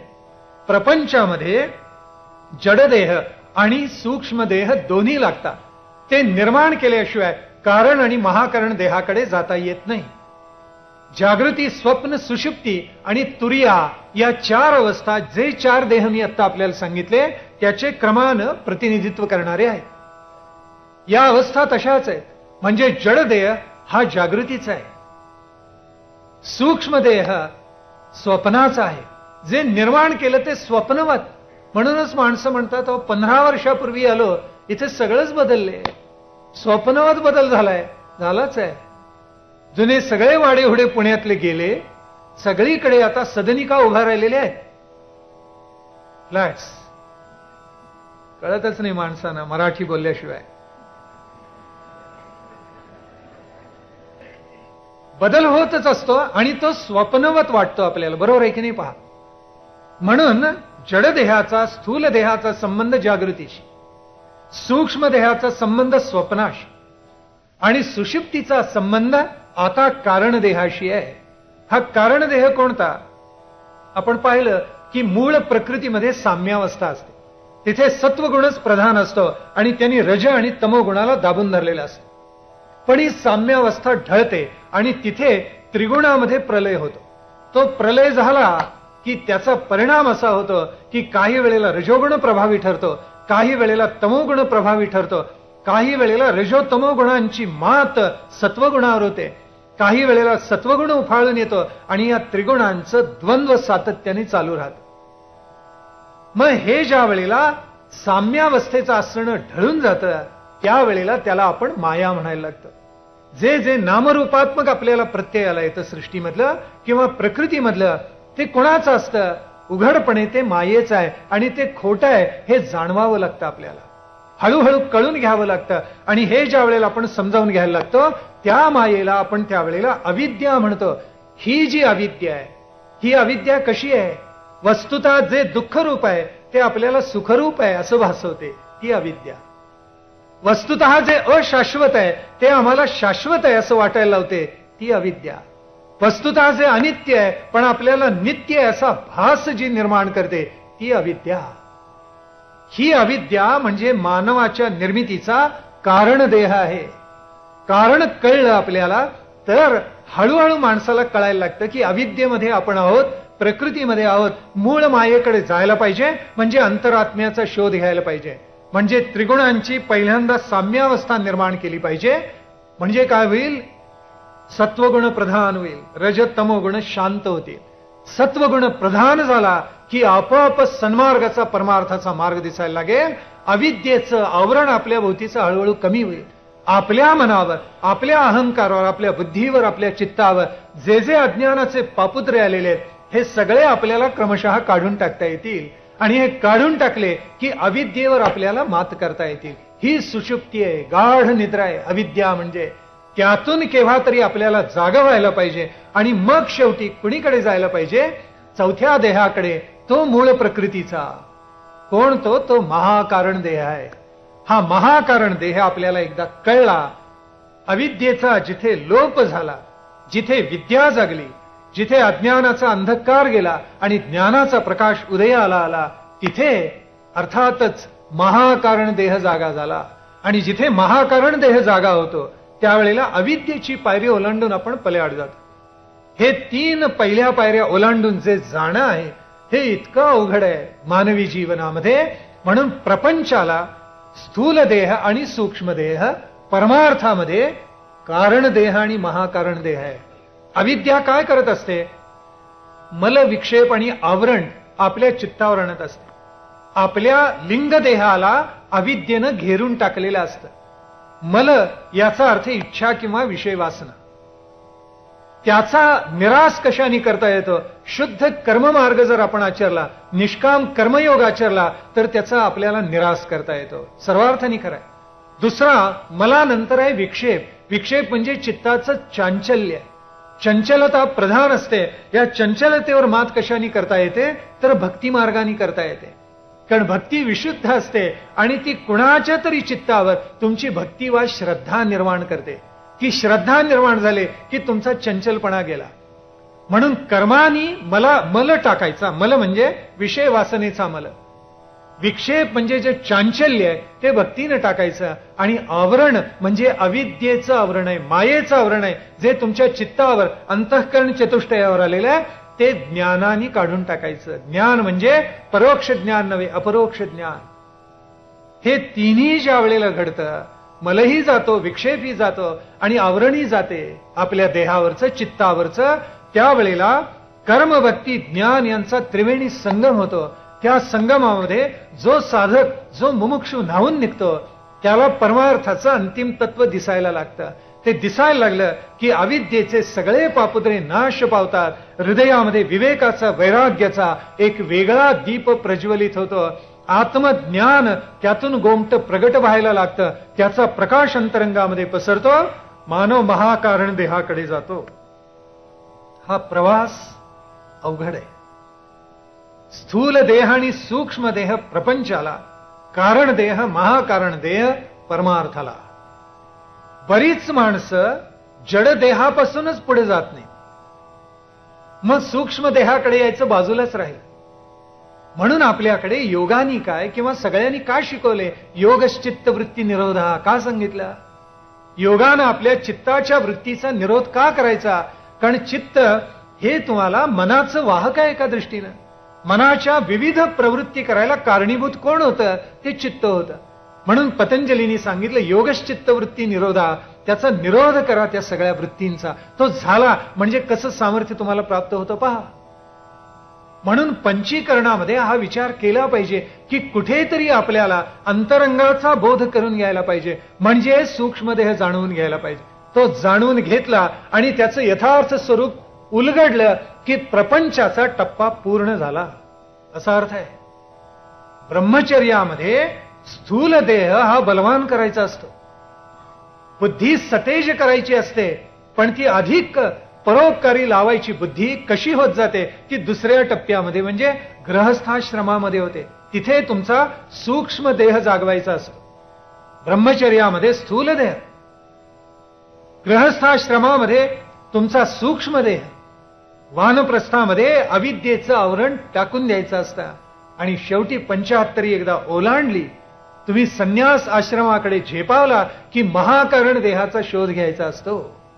बरोबर एक एक टप्पा आपल्या परंपरेनं, आपल्या धर्मशास्त्र संस्कृतीनं इतका विलक्षण सुंदर उलगडून दाखवलाय की त्याचा अभ्यास करावा आणि आनंद घ्यावा तितका थोडा आहे. समर्थांनी हे पंचीकरण उलगडून दाखवलंय आणि म्हणून समर्थ आम्हाला असं सांगतात, दुर्लभ शरीरी दुर्लभ आयुष्य याचा करू नये नाश, दास म्हणे सावकाश विवेक पहावा. हे दुर्लभ शरीर आहे, आयुष्य दुर्लभ आहे, म्हणून याचा नाश करू नका रे. केवळ जड देहावर स्थित होऊ नका रे. देह बुद्धीला सर्वस्व मानू नका रे. हे समर्थांच्या वाङ्मयामध्ये वारंवार आलेलं आहे आणि ते आपल्यालाही कळलं पाहिजे. न कळलं तर आपल्यासारखे करंटे आपणच. करंटेपणाची लक्षणं अनंत ठिकाणी समर्थांनी दासबोधात उलगडलेली आहेत. याचा करू नये नास, दास म्हणे सावकाश विवेक पहावा. हा विवेक करायला समर्थ का सांगतात? त्याचं कारणच मुळामध्ये इतकं सुंदर आहे की या देहाच्या माध्यमातूनच सगळं घडणार आहे. दुर्लभ शरीरी दुर्लभ आयुष्य का म्हटलं? देहाचं माध्यम आहे म्हणून सगळं आहे ना. देहच नसता तर बुद्धी नाही. काही जण विचारतात का हो एवढा आई वडिलांचा आम्ही सन्मान करायचा? अहो, ज्या देहाच्या माध्यमातून तुम्ही या सगळ्याचा आनंद मिळवता तो देह आई वडिलांमुळे मिळाला तुम्हाला. ज्या माध्यमाचं तुम्ही कोड कौतुक करता, सर्व सुख त्या माध्यमातून घेऊ पाहता, तो देह तुम्हाला कुणी दिला? आई वडिलांनी दिला. तेवढ्यासाठी तरी कृतज्ञ असा. बाकी पुढचं सोडून द्या. त्यांची सेवा करणं वगैरे हा भाग पुढल्या टप्प्यात आहे. पण निदान एवढं तरी जाणून घ्या की देह तुम्हाला जो मिळाला, ज्या देहाच्या माध्यमातून आज तुम्ही नाना कौतुक करता, बंगला बांधता, गाडी घेता आणि पराक्रम गाजवू पाहता, बुद्धीला सुखावता, अहंकार सुखावता, हे आकाशातून पडलेलं नाहीये. आई वडिलांच्या कृपेनं तो देह प्राप्त झालेला आहे. म्हणून आई वडिलांविषयी अत्यंत कृतज्ञ असा. म्हणून देहाकरता नवविधा भक्ती, देहाकरता चतुर्विध मुक्ती हे समर्थांनी सांगितलंय. हा नरदेह आहे म्हणूनच तुम्हाला एवढं सगळं करता येईल. नवविधा भक्तीचा सोपान देहाच्या माध्यमातून ओलांडायचं आहे, पण त्याला स्थूल देहही कारणीभूत होतो आणि सूक्ष्म देहही कारणीभूत असतो. दास्य भक्ती देह चंदनाप्रमाणे झिजवावाच, पण त्याच्या जोडीला आपली बुद्धी तेवढी निवळलेली असावी. आपलं मन तितकं चंचलपण हरवून एका जागी स्थिर झालेलं असावं. चित्तवृत्तींचा निरोध झालेला असावा. म्हणून आपल्याकडे भागवतामध्ये जे वर्णन आहे ना ते फार सुंदर आहे. राधा असा उल्लेख भागवतात कुठे नाहीये, लक्षात घ्या. संपूर्ण भागवतामध्ये, भागवत पुराणामध्ये एकेही ठिकाणी राधा असा उल्लेख आलेला नाहीये. राधसा असा एके ठिकाणी उल्लेख आहे आणि तो आनंद स्वरूप म्हणून आलेला आहे. राधा या विशेष नामाचा उल्लेख संपूर्ण भागवतामध्ये नाही. मग ही राधा कोण? आपल्या चित्ताच्या सगळ्या ज्या वृत्ती असतात त्याच्यामधली जी प्रधान वृत्ती असते आणि जी तद्रूप होऊ पाहते, जी आत्म्याशी तदाकार होऊ पाहते, अंतरंगाचं यथार्थ ज्ञान करू पाहते, तिला ब्रह्मानंद प्राप्त होतो आणि म्हणून त्या प्रधान चित्तवृत्तीला नाव आहे राधा. राध म्हणजे आनंद पावणे, ब्रह्मानंद मिळवणे या अर्थाने तो धातू आलेला आहे. आणि म्हणून राधा याचा अर्थ असा आहे. आणि दुसऱ्या ज्या अनंत प्रधान वृत्तीच्या सखी आहेत, अनंत अन्य वृत्ती निर्माण होणाऱ्या या सगळ्या बाकीच्या गोपिका आहेत. अशी ती राधा आणि अशा त्या गोपिका आहेत. त्यांच्याशी जो अंतरंगाकडे आपलं मन वळवतो आणि मग त्यांच्याशी संवाद करतो, त्यांच्याशी हसतो, खेळतो, बोलतो आणि ब्रह्मानंद प्राप्त करतो, ती रास क्रीडा आहे. त्याहून ती वेगळी काही नाहीये. ध्यानात घ्या, किती सुंदर आहे. आणि म्हणून नवविधा भक्तीचा सोपान मनुष्य जसा ओलांडत जातो तशी गौणी भक्ती सगळी मागे पडते आणि मग आत उदयाला येते ती पराभक्ती, जिथे देहाचं कौतुक निवळलेलं असतं, सूक्ष्म देह केव्हाच समर्पित झालेलं असतं आणि मनुष्य परमार्थाने पटकन अविद्या सुद्धा मागे सारून महाकारणाकडे झेपावायला लागलेला असतो. ती तुर्यावस्था आहे. जागृती, स्वप्न, सुषुप्ती, शेवटचा जो देह आहे महाकारण, तो तुर्येशी संवाद करणार आहे. म्हणून तुर्येचं इतकं महात्म्य सगळ्या संतांनी का सांगितलं? तुर्येचे अनुसंधान करावे म्हणून का सांगितलं? त्याच्या मागची भूमिका आहे. देहा करता नवविधा भक्ती आणि देहा करता चतुर्विध मुक्ती. शेवटी सायुज्य मुक्ती, याची देही याची डोळा मिळवता येते, हे संतांनी सांगितलेलं आहे. आणि म्हणून त्या देहाचं, नरदेहाचं कौतुक समर्थांनी एवढं केले. समर्थ म्हणतात, देह परलोकीचे तारू. काय सुंदर सांगितले. परलोकाला नेणारं ते जहाज आहे तुमचं एका दृष्टीनं, आणि देहाच्या माध्यमातूनच नानाविध कला तुम्हाला आनंदाने करता येतात. पण भान एकच ठेवा, सर्वम खल्विदम ब्रह्म नारायणासे विश्वी. हे सूत्र कधीही सोडू नका, हे समर्थ सांगतायत. सर्वत्र दर्शन घ्या, जे जे भेटे भूत ते ते मानिजे भगवंत, असं ज्ञानेश्वर महाराज म्हणाले. आणि समर्थांनी तेच सूत्र सांगितले. किती सुंदर सांगितले, सांगू आपल्याला. समर्थ असं म्हणतात, पृथ्वीमध्ये जितुकी घरे तितकी, जितुकी शरीरे तितुकी भगवंताची घरे. जितके मानव आहेत ती भगवंताचीच घरं आहेत, असं समर्थ म्हणतात. माऊली यापेक्षा वेगळं काय सांगतात? संत किती एकरूप एक वचनाने बोलतात पहा. म्हणून समर्थांनी आणि सांगितलेलं आहे, नाना वस्त्रे नाना भूषणे येणे शरीर शृंगारणे, विवेके विचारे राजकारणे अंतर शृंगारिजे. विवेक, विचार आणि राजकारण, प्रपंचाचं प्रधान अंग समर्थांनी राजकारण म्हणून सांगितलेलं आहे. आणि त्यामुळं आपण अंतरंगाने ते स्वच्छ करावं, सुंदर करावं, असं समर्थ आम्हाला आग्रहाने सांगतात. किती सुरेख विचार आहे. पण मनुष्य जडदेहाला खूप शृंगारतो, अंतरंगाला फार कमी शृंगारतो. मानसिक मानवाला शिस्त नसते, म्हणून अस्वच्छता या शहरामध्ये इतकी का दाटते? त्याच्या मागचं कारण आहे, शरीराचे चोचले पुरवतात पण अंतरंगाचा विचार करत नाही. म्हणून नाना वस्त्रे नाना भूषणे येणे शरीर शृंगारणे, विवेके विचारे राजकारणे अंतर शृंगारिजे. पण याला सगळ्याला अधिष्ठान नारायणाचे विश्वे कधी विसरू नका, समर्थ सांगतायत. वादिराजांच्याकडे म्हणे व्यासराजांच्याकडे अनंत शिष्य जात असत परमार्थाचा लाभ करून घेण्यास. आणि त्याच्यामध्ये एक शिष्य असा आला की जो पूर्वी होता भलताच आता त्याच्या चित्तामध्ये उदंड बदल घडलेला होता. कर्नाटकामध्ये घडलेली गोष्ट आहे. वादिराजांकडे अनेक शिष्य येत असत आणि एक प्रचंड योद्धा जो सम्रांगणामध्ये सूर्याप्रमाणे तळपत असे, पुढे त्याच्या चित्तवृत्तीमध्ये इतका बदल झाला, तो आमूलाग्र पालटून गेला. आणि होतं नव्हतं तेवढं सोनं, प्रचंड सोनं, वैभव असलेलं सगळं दान केलं त्याने. आणि लोक त्याला कनकदास म्हणायला लागले. हा कनकदास वादिराजांच्याकडे शिकायला यायला लागला. आणि मग एकादशी होती एके दिवशी, आणि वादिराजांनी सगळ्यांना प्रसाद दिला. म्हणाले, बाळानो हा प्रसाद घ्या आणि एकांतात जाऊन सेवन करा. आज पुण्यदायी दिवस आहे, तेव्हा चार चौघात प्रसाद दाखवून खाऊ नये. एकांत स्थळी बसा आणि खाऊन या. सगळे शिष्य गेले, अर्ध्या एक तासात परत आले. सगळ्यांनी प्रसाद सेवन केलेला होता. कनकदास परत आले आणि हातामध्ये प्रसादाचा द्रोण तसाच. त्यावेळी वादिराजांनी विचारलं, बाळा तू प्रसाद सेवन केला नाहीस? सगळेजण कनकदासांना नावं ठेवत असत, कारण ते म्हणायचे हा काना मागून आला आणि तिखट झाला. ते वादिराजांनी कौतुक केलेलं होतं. आणि कनकदास हसले आणि म्हणाले, महाराज आपण तर एकांतामध्ये मला प्रसाद सेवन करायला सांगितलात, मी कसा बरं करू? मी जिथे जातो तिथे मला प्रत्यंतर येतं नारायणाचे विश्वी. मी एकांत कुठून बरं सेवन करावा? एकांतात जाऊन बसलो एका खोलीमध्ये तरी मला प्रत्यंतर येतो, भगवंत मला पाहतोय. मग सांगा बरं मी प्रसाद कसा सेवन करावा? वादिराज म्हणे गादी सोडून उठले आणि प्रेमानं त्याला आपल्या मिठीमध्ये घेतला आणि अन्य शिष्यांना सांगितलं, आता कळलं कनकदासांची थोरवी काय आपल्या लक्षात आली असेल. समर्थांचं नाही सांगत की सगळीकडे शिष्य कसा असावा, जो नारायण असे विश्वी हे पाहणारा आणि सद्गुरु वचनावर 100% श्रद्धा ठेवणारा. कल्याण स्वामींची नव्हती परीक्षा घेतली, ब्रह्मपिशाची जागा सज्जनगडावर नाही का. शेंदूर लावला म्हणे, सगळा जटा सोडल्या, हातात तलवार घेऊन उभे राहिले आणि जवळ कोण येतो कसा, आला रे आला ब्रह्मपिसा म्हणून नाचायला लागले समर्थ.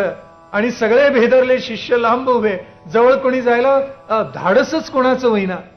कल्याण स्वामी आले, पाहतात तर सगळे लांब उभे आणि सगळे कल्याण स्वामींना अडवायला लागले. अहो बहुधा वेळ लागलेली दिसते, मारतील तुम्हाला. कल्याण स्वामी हसले, सद्गुरूच्या हातून मृत्यू आला तर त्याच्यासारखं दुसरं कल्याण काय. तसेच धावले पुढे आणि त्यावेळेला जटा पकडल्या त्यांच्या आणि म्हणाले, कल्याण आता तुला मारतो रे मारतो. त्यावेळेला हात जोडले कल्याण स्वामींनी, म्हणाले, अवघ कल्याण आहे, तलवार चालवावी यापर्यंत माझं भाग्य काय, जन्मजन्मांतरीचं भाग्य उदयाला आलं. तलवार फेकली समर्थानी, उभं केले कल्याणानं, आपल्या मिठीमध्ये घेतलं. एवढं भाग्य असलं पाहिजे. असे सद्गुरू, असे सच्चिष्य असतात जे विवेके विचारे राजकारणे आपलं अंतरंग शृंगारून टाकतात, समृद्ध करून टाकतात. म्हणून समाजाला, देशाला भले दिवस येत असतात. हा सगळा समाज जो लिहिलेला आहे समर्थ रामदासांनी, ज्या वेळेला अफजल खानाचं पारिपत्य केलं त्यावेळेला लिहिलेलं आहे. आणि त्यावेळेला समर्थ सांगतात, बरे ईश्वर आहे स्वाभिमानी, म्हणजे ईश्वर तुमचा कैवार घेणार आहे असं समर्थ सांगतायत. विशेष तुळजा भवानी, आपल्याला शिवाजी महाराज, आपल्याला तुळजा भवानी विशेष प्रसन्न आहे, परंतु विचार पाहुनी कार्य करणे. धुरेनी जावे की रणांगणासी जाऊ नये असं म्हटलेलं आहे. रणांगणामध्ये स्वतः राजांनी आवश्यकता भासली तरच पुढे जावं, मागून सूत्र हलवावीत, समर्थांचं सांगणं आहे. आणि म्हणून अफजल खानासारखे पुढे एकच प्रसंग घडला पहा, शाहिस्तेखानाच्या गोटावर हल्ला केलं, मोठा विलक्षण होत. धुरेनी जावं, पण कडो निकड स्वराज्याची असेल तर जावं, अन्यथा जाऊ नये. समर्थ सांगतायत, पुढे सांगतात, म्लेंछ दुर्जन उदंड बहुता दिसाचे माजले बंड, या कारणे अखंड सावधान असावे. पाहिलं काय सांगितलेलं आहे. म्लेंछ दुर्जन उदंड बहुता दिसाचे माजले बंड. कारण 300-350 वर्ष, त्याही पेक्षा 8व्या शतकापासूनचा काळ गेलेला होता. 8-9 शतकं झालेली होती आणि अवघा समाज तुडवून काढलेला होता. संस्कृती मेली, ती भावविश्व मेलत, माणसांच्या भावना मेल्या, त्या संवेदना गेलेल्या होत्या, पराक्रम हरवलेला होता, माणसं एकमेकाचा गळा कापत होती. आणि त्यावेळेला सांगितलं, म्लेंछ दुर्जन उदंड बहुता दिसाचे माजले बंड, या कारणे अखंड सावधान असावे. सकळ करता तो ईश्वरू, तेने केला अंगीकारू, तया पुरुषाचा विचारू विरळा जाणे.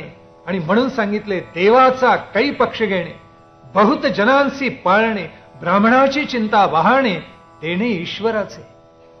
ब्राह्मण त्या काळामध्ये नेतृत्व करत असत. आम्ही आता काय म्हणतो, समर्थ ब्राह्मणांचे पुढारी.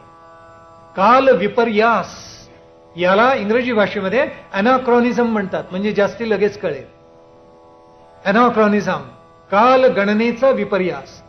कोणत्याही महात्म्याचं चरित्र त्याच्या कालखंडामध्ये जाऊन अभ्यासायचं असतं.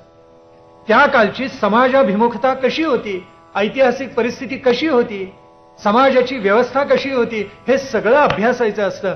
ब्राह्मण वर्ग नेतृत्व करत होता त्या कालखंडामध्ये. म्हणून समर्थांनी सांगितले की ब्राह्मणाची चिंता वाहणे, देवाचा काही पक्ष घेणे आणि बहुजनांशी पाळणे. ब्राह्मणानं फक्त पाळा म्हटलेलं नाहीये, मराठा तितुका मेळवावा हे सांगणारे समर्थच आहेत. एकाही संताला हे सुचलं नाही, म्हणून समर्थ सर्वदेशी आहे. बाकीच्या संतांचं कर्तृत्व आहेच त्यांच्या त्यांच्या परीनं, पण मराठा तितुका मेळवावा, सगळे मराठे एकमेकाचे गळे चिरतायत हे समर्थांनी डोळ्यांनी पाहिलेलं होतं. आणि म्हणून सांगितलं की मराठा तितुका मेळवावा, महाराष्ट्र धर्म वाढवावा. महाराष्ट्र धर्म म्हणजेच राष्ट्रधर्म, वेगळा असूच शकत नाही. म्हणून सांगतायत, बहुजनांशी पाळणे, देणे ईश्वराचे. आणि पुढे फार सुंदर लिहिले, धर्मस्थापनेचे नर ते ईश्वराचे अवतार, झाले आहेत पुढे होणार देणे ईश्वराचे. अरे हे देणं ईश्वराचं आहे, का चिंता करता. तुम्ही सत्वयुक्त समाज निर्माण करा, देवाला यावं लागेल. पण तुमची अशी काय पुण्य आहे म्हणून देवानी यावं? तुम्ही दारू प्यायची आणि देवाला म्हणायचं समाज स्वच्छ कर? तू स्वतः का स्वच्छ होत नाही अगोदर? म्हणून तुम्ही सत्वगुणयुक्त व्हा, समाजामध्ये काही चांगलं रुजवा. ईश्वराने अवतार घ्यावा म्हणून समाजाला, व्यक्तीला काही चांगलं अगोदर निर्माण करावं लागतं. अवताराची पार्श्वभूमी निर्माण करावी लागते. सगुण अवतार एकदम होत नाही. तुमची आमची परीक्षा पाहतो आणि नंतर तो सगुण अवतार धारण करून पृथ्वी तलावर येत असतो. मग तो कुणी निर्माण करायची ती उत्तमातली उत्तम परिस्थिती? आमचं कार्य आहे, आम्ही ते निर्माण केलं पाहिजे. धर्मस्थापनेचे नर ते ईश्वराचे अवतार. अंश तरी असतोच ईश्वराचा, नाहीतर कशाला एवढा खटाटोप करतील? म्हणून झाले आहेत, पुढे होणार देणे ईश्वराचे. अलौकिक सांगितलं, अरे झाले पुढेही होतील. आणि म्हणून सांगितले, उत्तम गुणांचा ग्राहक असा आहे हा राजा, देणे ईश्वराचा आहे. सकळ युगामध्ये सार तजवीजा विवेक विचार, जेणे पाविजे पैल पार.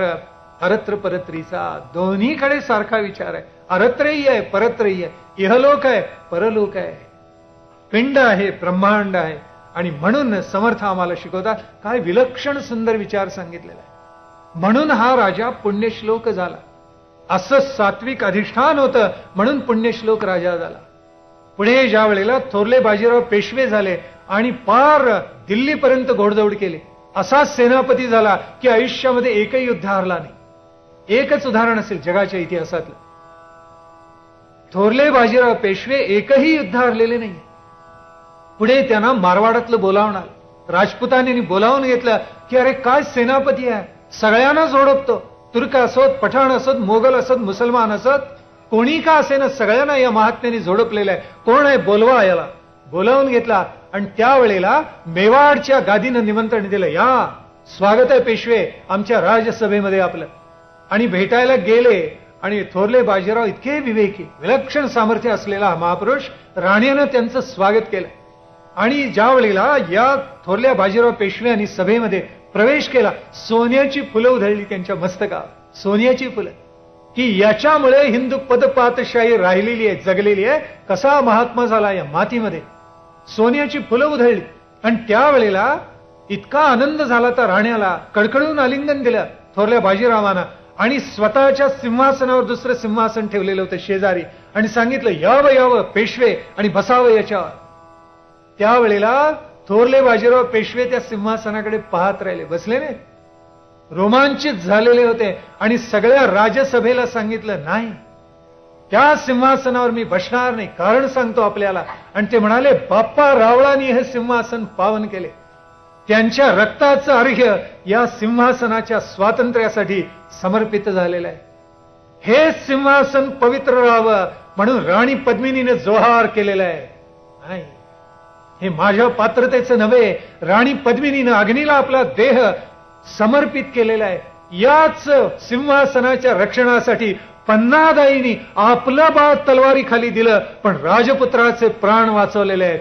नाही, या सिंहासनावर बसावे अशी माझी पात्रता नाही, आम्ही तो छत्रपतींचे सेवक, असं म्हणून तिथे मुजरा घातला थोरल्या बाजीराव पेशव्यांनी. आणि राणा सिंहासनावर बसलेला होता, त्यांच्या पायाशी बसले. काय विवेक असला पाहिजे. आता आपली पात्रता नसताना सिंहासन ओढून बसतात त्याच्या. असे अधम राजकारणी झालेले, सगळ्यातून सुटतात, कायद्याच्या पळवाटेतून सुटतात, गेस्ट हाऊस मध्ये जाऊन राहतात, त्याला तुरुंग म्हणतात. आणि पंचतारांकित हॉटेलच्या सगळ्या सुविधा तिथे मिळवतात. असले नतद्रष्ट नीच याच मातीमध्ये निर्माण व्हावेत. क्लेश होतात चित्ताला. इतकी आदर्श उदाहरणं जर आपल्या भूमीमध्ये असतील तर आमचे राजकारणी लोक कसे व्हायला पाहिजे. कशासाठी सांगितलं, धर्मस्थापना करायची. राजकारणी माणसाचं प्रधान कर्तव्य आहे की त्यांनी धर्मस्थापना केली पाहिजे. धर्म अधिष्ठान नसेल तर मानवाचं कल्याण कदापि शक्य नाही. आमचे राज्यकर्ते इतके अदूरदृष्टीचे, स्वातंत्र्य मिळालं हा हिंदुस्थान करावा आणि हिंदू धर्माची इथे स्थापना करावी हे न पाहता त्यांनी पहिल्यांदा आपला देश निधर्मीच केला. सगळ्याच मूळ कारण तिथे या देशामधल्या सगळ्या ज्या समस्या निर्माण झाल्या ते हिंदू राष्ट्र न झाल्यामुळे. कोणी इथे यावं धर्मशाळा आणि वाटेल तसं वागावं, आमच्यावरच अत्याचार करावेत आणि आमच्या विरुद्धच मोर्चे काढावेत. काय चाललंय आपल्या देशामध्ये? धर्मस्थापनेचे नर ते ईश्वराचे अवतार झाले आहेत. पुढे होणार त्यांनी कष्ट काढावे लागतात. आधी कष्टावे, दुःख भोगावे आणि नंतर सुखाने खावे, हा नियम आहे. दीर्घ सूचनेने वर्तती तेच भले, ज्यांना भविष्यात पाहता येतं ते द्रष्टे असतात. असं द्रष्टेपण सावरकरांच्याकडे होतं, असं द्रष्टेपण लोकमान्य टिळकांच्याकडे होतं. असं पाहिलेल्याने असं लेखन करून ठेवले, तोड नाही त्याला. विलक्षण स्वातंत्र्याचा इतका अभिमान होता की कधीही गुडघे टेकून शरण गेले नाही. आणि म्हणून नेव्हिन्सन सारख्या अलौकिक इतिहासकारांनी लिहून ठेवले, सगळ्यांना आम्ही वाकवलं, सगळ्यांना साम दाम दंडभेद, पण आमच्या समोर कधीही न वाकलेला शुद्धातला शुद्ध अत्यंत पवित्र महात्मा कोण? शत्रूंनी प्रशस्ती पत्रक दिले, लोकमान्य टिळक. हिंदू धर्माचा केवढा गौरव चित्तामध्ये होता. उगाच का घडतो इतिहास? म्हणून समर्थ सांगतायत की दूरवर पाहायला शिकलं पाहिजे. दीर्घ सूचनेने वर्तती तेची भले, समर्थांनी सांगितलेलं आहे. आणि म्हणून देव आहे जगदंतरे हे नित्य जाणावं. परोपकारासाठी आपला देह चंदनासारखा झिजवावा. ऐकल्या विण कळले, शिकवल्या विण शहाणपणाले, देखिले ना ऐकिले भूमंडळी. म्हणून सद्गुरून जाणते पाहिजे. शिकवल्याशिवाय कळत नाही, ऐकल्याशिवाय उमगत नाहीत. म्हणून जाणत्यांची संगती जड आणि स्थूल आणि सूक्ष्म देहाला धरावी. आणि अविद्या म्हणजे कारणदेह आणि महाकारणदेह याच्यासाठी सद्गुरूची संगती धरावी. दोन्ही साधावं. आणि म्हणून सांगतायत समर्थ, सकळ काही ऐकता कळे, कळता कळता वृत्ती निवळे. ही वृत्ती निवळावी म्हणून तर दासबोधासारखे ग्रंथ निर्माण होतात. बहुत जनासी चालवी, नाना मंडळे हालवी, ऐसे हे समर्थ पदवी विवेकी होते. काय समर्थांचं सांगणं आहे. लोक विलक्षण सांगितले. म्हणून म्हणतात पृथ्वीमध्ये उदंड जन, त्या जनांमध्ये असती सज्जन. सज्जनांना राखा समाजाची धारणा झाली. आता सज्जनांनाच जोडपतात. कलियुगाचे महिमान म्हणून सांगितले संतांनी, ते खरं आहे. म्हणून आता महंत निर्माण व्हायला पाहिजे, चातुर्य धारण करणारे चांगले कार्यकर्ते निर्माण व्हायला पाहिजे. हे जर झाले नाहीत तर कसं बरं या समाजाचं भलं होणार? म्हणून अगदी अक्षर सुंदर करावं इथपासून समर्थांनी शिकवलेलं आहे. आणि मुख्यतः लेखन क्रिया त्या कालखंडामध्ये ब्राह्मण करत असत. म्हणून सांगितले, ब्राह्मणे बाळबोधाक्षर घडसून करावे सुंदर, जे देखताची चतुर समाधान पावती. आता उलटच झालेलं आहे. जितकं हस्ताक्षर घाणेरडे काय लिहितात कळतच नाही, पत्ता नाही लागत. काही एखाद्याचा गुण होता. माझ्या वडिलांचं हस्ताक्षर मी पाहिलं, मला अजूनही वाईट वाटतं की इतकं सुंदर हस्ताक्षर मला का काढता येत. अजूनही मी प्रयत्न करतो की तितकं सुंदर अक्षर आपल्याला काढता आलं पाहिजे. काय एक रेघ मारल्यानंतर समर्थांनी जसं लिहिलेलं आहे ना, पहिले अक्षरे जे काढिले, ग्रंथ संपे तो पाहत गेले, एके टाकेची लिहिले असे वाटे. असं हस्ताक्षर होतं त्यांचं. पहिला अक्षर जसं तसं. आज एक कार्ड लिहिलं तर पहिला जो शब्द आहे तसा शेवटचा राहत नाही. तेवढ्यात घाण करतात माणसं. म्हणून हस्ताक्षर सुंदर करा. समर्थांनी का सांगितले मुद्दाम? त्या दोन सखींचा संवाद आहे ना, आपल्याला माहिती आहे की नाही? दोघी सखी बोलत बसलेल्या, चतुरस सखी मी भरता, माझा पती किती चतुर आहे. काय झालं म्हणून मैत्रिणीने विचारलं. स यल लिखती परो न वाचे येते. पत्र लिहायची इतकी गोडी आहे म्हणाली. सारखी पत्र लिहितात, पण पत्र जे लिहितात ते दुसऱ्या कोणाला वाचताच येत नाही. तस्मादपि अधिको मे. दुसरीने सांगितलं, काय कौतुक सांगतेस? तिच्यापेक्षा माझा पती हुशार आहे जास्ती. का? स्वयंअपि लिखितम स्वयं न वाचे येते. स्वतः जे लिहितो त्याला स्वतःलाच वाचता येत नाही. त्याचं काय म्हणायचं? ब्राह्मणे बालबोधा अक्षर घडसून करावे सुंदर. ते पाहिल्यानंतर चतुर्जन आनंदाने मान डोलावते. पुढे सांगितलं, चातुर्य विण खटपट ते क्रियाची फलकट. व्यर्थ आहे. चातुर्यानं प्रत्येक कर्म आपलं शहाणपणाने चातुर्यानं केलेलं असं. म्हणून मग काहीतरी अशा ग्रंथांचा अभ्यास करावा.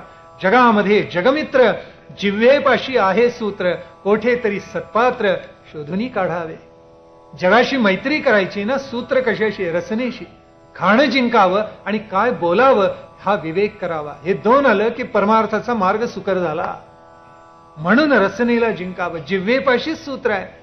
गोड बोलून, चांगलं बोलून, समाजाच्या हिताचं बोलून, प्रसंगी कटू पण अंतिम हिताचं बोलून सगळ्यांना सन्मार्गाला लावा ना. समर्थ सांगतायत राखावी बहुतांची अंतरे, भाग्य येते तदनंतरे. भाग्य असं निर्माण होत नाही. लोकसंग्रह केल्याशिवाय भाग्य होत नाही. लोकसंग्रह अवश्य करावा. का? त्यातून भाग्य निर्माण होतं. आणि ते व्यक्तीचं नसतं, समाजाचं असतं, ते राष्ट्राचं असतं, लोकांचं काही भलं करणारं असतं. म्हणून लोकसंग्रह अवश्य करावा. म्हणून समर्थ सांगतायत राखावी बहुतांची अंतरे, भाग्य येते तदनंतरे. झिजल्या वाचून कीर्ती कैसी, मान्यता नव्हे की फुकाची. लोकसंग्रह करायला झिजावं लागतं. आपोआप काही वैभव निर्माण होत नसतं. उत्तम गुणे शृंगारला, तो बहुतांमध्ये शोभला. म्हणून सांगतायत कसा? मार्तंड जैसा, सूर्यासारखा तो प्रगट होतो समाजामध्ये. आणि समाजाला वाटतं अरे हा आपलं हित करेल, त्याच्याकडे जावं. तयाला प्राणी शोधित येती, असं समर्थांनी म्हटले. पण हे सगळं आपल्याला आपल्या सामर्थ्याने निर्माण करावं लागतं. समर्थांनी सांगितले ना, पुण्यमार्गाचा विस्तार बळेची करावा. पाप आपोआप वाढतं. काँग्रेस गवतासारखं वाढतं, त्याला काही वेगळं नाही करावं लागत. पण पुण्यबळाचा विस्तार जर करायचा असेल, पुण्यमार्गाचा बळेची करावा. बळेची म्हणजे जाणीवपूर्वक, सहेतुकपणे, मनामध्ये शुद्ध सत्वगुण धारण करून करावा लागतं. म्हणून समर्थ सांगतायत प्रपंची जाणे राजकारण, प्रपंची सार असार विवरण, सर्वांमध्ये उत्तम गुण त्याचा भोगता व्हावा ना तुम्ही. तुम्ही व्हावं, आम्ही सर्वांनी व्हावं. म्हणून तर समर्थ सांगतायत.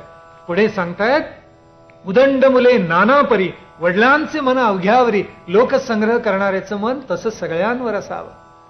वडिलांना जसं आपल्या सगळ्या मुलांवर प्रेम करता येतं, आईला जसं प्रेम करता येतं, लोकसंग्रह करणाऱ्यांनी सगळ्यांवर प्रेम करावं. म्हणून एक सूत्र समर्थांनी सांगितले, ते लहानपणी मी पहिल्यांदा ऐकलं, वडिलांनी कीर्तनात सांगितलं आणि थरारून गेलो. ते सूत्र असं आहे, जितुके काही उत्तम गुण ते समर्थाचे लक्षण. काय सांगितलं? जितुके काही उत्तम गुण, जेवढे सद्गुण आहेत तेच समर्थाचं लक्षण आहे. याच्यापेक्षा समर्थाचं वेगळं लक्षण काय असतं? आणि म्हणून अवगुण ते करंट लक्षण ते टाकून द्या. जितुके काही उत्तम गुण ते समर्थाचे लक्षण. म्हणून समर्थांनी जर समर्थ व्हायचं असेल तर असे उदंड गुण धारण केले पाहिजे. म्हणून ब्राह्मण मंडळ्या मेळवाव्या, भक्त मंडळ्या मानाव्या, संत मंडळ्या शोधाव्या भूमंडळी. अरे त्यांचा संग्रह करा. समर्थांनी सूत्र सांगितले किती सुंदर. उत्कट भव्य तेची घ्यावे, मळमळीत अवघेची टाकावे, निस्पृहपणे विख्यात व्हावे भूमंडळी. उत्कट भव्य जेवढं आहे तेवढं धारण करावं. संत संगतीमध्ये जास्तीत जास्त जनांना आणावं. त्याचा परिणाम असतो जन पालटतात. संगतीने मनुष्य पालटे, उत्तम गुण तत्काळ उठे. संतांच्या संगतीमध्ये गेला की अवगुण हळूहळू पालटायला लागतात. प्रपंची अभ्यास लगटे समुदाव, असं काहीतरी विलक्षण घडत जातं. आणि म्हणून उत्कट भक्ती, उत्कट ज्ञान, उत्कट चातुर्य, उत्कट भजन, उत्कट योग अनुष्ठान ठाई ठाई. उत्कट निस्पृहता धरली त्याची कीर्ती दिगंत फाकिली म्हटलेलं आहे. खरं आहे सर्वार्थाने. आणि म्हणून आपण काय करावं? समर्थांचा आदेश आहे, भगवत कीर्तीने भरावे भूमंडळ. आपण हे कराल त्यावेळेला या समाजाला, राष्ट्राला काही चांगले दिवस येतील. आणि समर्थांनी पुढे आपल्याला सांगून ठेवलेलं आहे, धकाधकीची कामे, तीक्ष्ण बुद्धीची वर्मे, भोळ्या भावे संभ्रमे कैसे घडे. शत्रू कसा आहे ते ओळखायला लागतो. त्याला कमी लेखू नये आणि जास्ती लेखू नये. म्हणजे त्याला अंडर एस्टिमेटही करू नये आणि ओव्हर एस्टिमेटही करू नये. त्याला यथार्थच जाणावा आणि जेवढं आवश्यकता आहे तेवढं करावं. सृष्टीमध्ये बहुलोक परिभ्रमणे कळे कौतुक, नाना प्रकारीचे विवेक आढळू लागे. हा विवेक एकदम जागत नाही.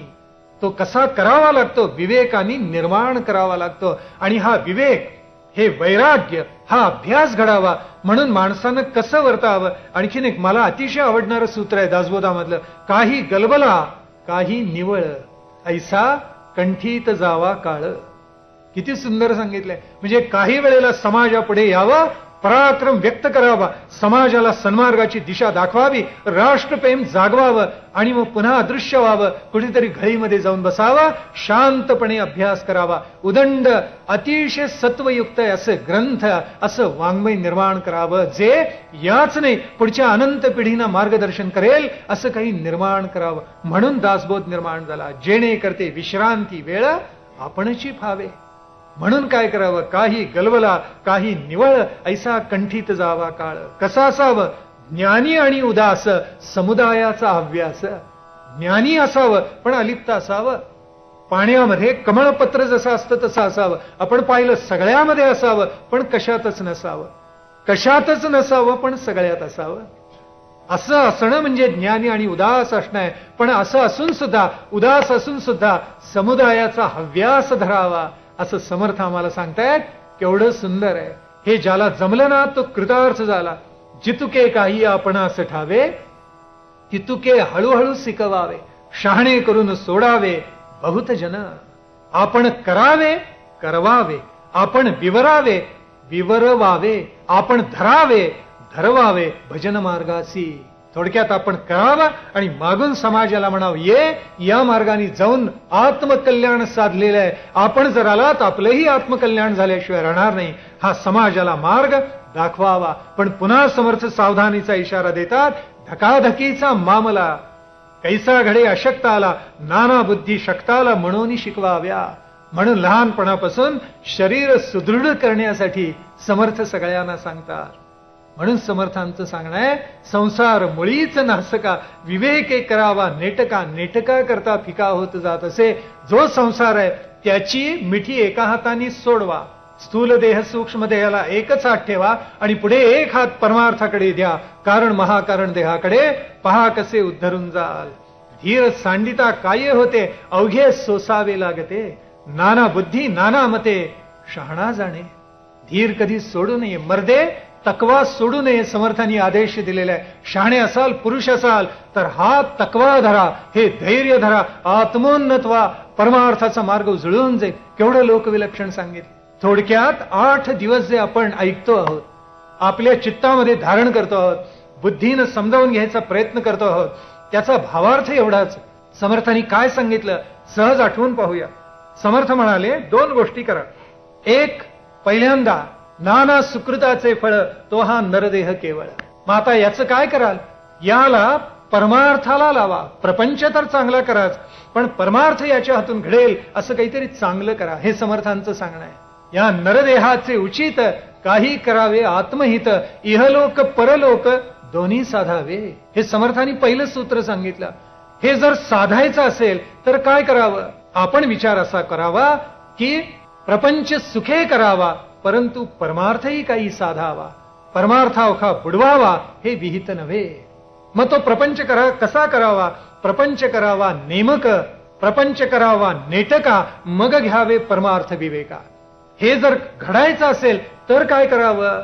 इहलोक साधा या कारणे जाणत्याची संगती धरणे, परलोक साधा या कारणे सद्गुरू पाहिजे. म्हणून प्रपंचामध्ये वर्तताना जाणत्याची संगती धरा, अनुभवी माणसाचे शब्द प्रमाण करा. परमार्थाची वाटचाल करताना मात्र तुम्हाला कोण पाहिजे तर सद्गुरू पाहिजे असं समर्थ सांगतात. हा सद्गुरू जर मिळवायचा असेल तर आपण मुमुक्षुत्व धारण केलं पाहिजे, बद्धाचे गुण टाकले पाहिजेत. नाही अर्चिला देव, नाही अर्चिला भगवंत म्हणून हृदयामध्ये तळमळ जागली पाहिजे. ती एकदा जागली, मुमुक्षु पण जागलं, मनुष्य साधकावस्थेकडे जातो आणि तिथून मग कुठे झेपावतो, सिद्धावस्थेकडे झेपावतो. ज्याला हा सन्मार्ग सापडला त्यांनी तळमळीनं काम केलं पाहिजे आणि म्हणून समाजासाठी आपलं काहीतरी समर्पित केलं पाहिजे. केल्याने होत आहे रे, आधी केलेची पाहिजे. वन्नितो चेतवावा रे, चेतविताची चेततो, याचा सन्मार्ग आपल्या चित्तामध्ये धरला पाहिजे. जनी वंद्यते सर्व भावे करावे आणि जनी निंद्यते सर्व टाकून द्यावे, हा विवेक आपल्या चित्तामध्ये जागला पाहिजे. अनुराग द्वेष हे द्वंद्व सगळ्या सृष्टीचा हळूहळू सहन करत जावं, विवेक जागवावा. असा विवेक जागला म्हणजे हळूहळू विरक्तपणा येतो. हळूहळू विरक्तपणा आला की मनुष्य स्वार्थाकडून निस्वार्थाकडे जातो. निस्वार्थ झाला रे झाला की त्याला धर्मस्थापना करावीशी वाटते, पुण्यमार्ग विस्तारावासा वाटतो. आणि म्हणून समर्थ म्हणतात हे करावंच करावं, पण याच्या जोडीला प्रपंचाचं प्रधान अंग राजकारण आहे. या राजकारणाबाबत अत्यंत सावधान असावं. हे सगळं जग करतो तो जणू संस्कृतीला, समाजाला, व्यक्तीला सर्वांगानं स्पर्श करत असतो. म्हणून जे सत्कीर्तीचे पुरुष ते परमेश्वराचे अंश, धर्मस्थापनेचा हव्यास तेथेची वसे. आणि म्हणून समर्थांनी सांगितलेलं आहे विवेकी दक्ष जो कोण्ही, पुरुषार्थी धर्मरक्षकू, अमूल्य जन्म हा तेणे वायाची दवडू नये. जो शहाणा मनुष्य आहे त्यांनी हा अमूल्य जन्म ईश्वराने आपल्याला दिलाय असं समजून वर्तावं आणि आपला उत्तमातला उत्तम नरदेह सत्कारणी लावावा. हा जन्म वाया दवडू नये. अहो अनंत जन्मांनंतर नरदेह लाभतो. कर्मविपाक आहेच. क्रियमाण कर्म आत्ता चांगलं केलं तर पुढे चांगलं प्रारब्ध वाट्याला येणार आहे. पूर्वीचं जे केलेलं आहे त्यातून काही साचत आलेलं आहेच. नरदेहानंतर पुन्हा नरदेह लाभू शकतो, पण त्यातलं काही पुण्य पाप प्रारब्ध रूपानं वाट्याला येतं. आणि म्हणून समर्थ सांगताय चांगलं करा, उत्कट भव्यतेची घ्यावे, मळमळीत अवघेची टाकावे, निस्पृहपणे विख्यात व्हावे भूमंडळी. म्हणून समर्थांनी दासबोधाची सांगता करताना विलक्षण सुंदर सांगितलेलं आहे. समर्थ म्हणतात भक्तांचे नि स्वाभिमाने कृपा केली दाशरथीने. शेवटी मी लिहिला असं म्हटलेलं नाहीये. भक्तांचे नि स्वाभिमाने, त्या भक्तांचा अभिमान देवाला वाटला आणि म्हणून कृपा केली दाशरथीने. समर्थ कृपेची वचने तो हा दासबोध. ईश्वरानी कृपा केली, रामरायांनी कृपा केली म्हणून हा दासबोध निर्माण झाला. 20 दशक दासबोध श्रवणद्वारे घेता शोध, मनन करत्यास विशद परमार्थ होतो. पुण्य मार्गाचा विस्तार बळेची करावा. तो कराल अशी श्रद्धा आणि निष्ठा, तसा आत्मविश्वास प्रगट करतो. आपण कौतुकाने हे सगळं ऐकलं, चित्तात साठवलं, माझ्यावर आपलं ऋण झालं, ते आपल्या सर्वांचं ऋण शिरोधार्य करतो आणि विरमतो. जय जय रघुवीर समर्थ.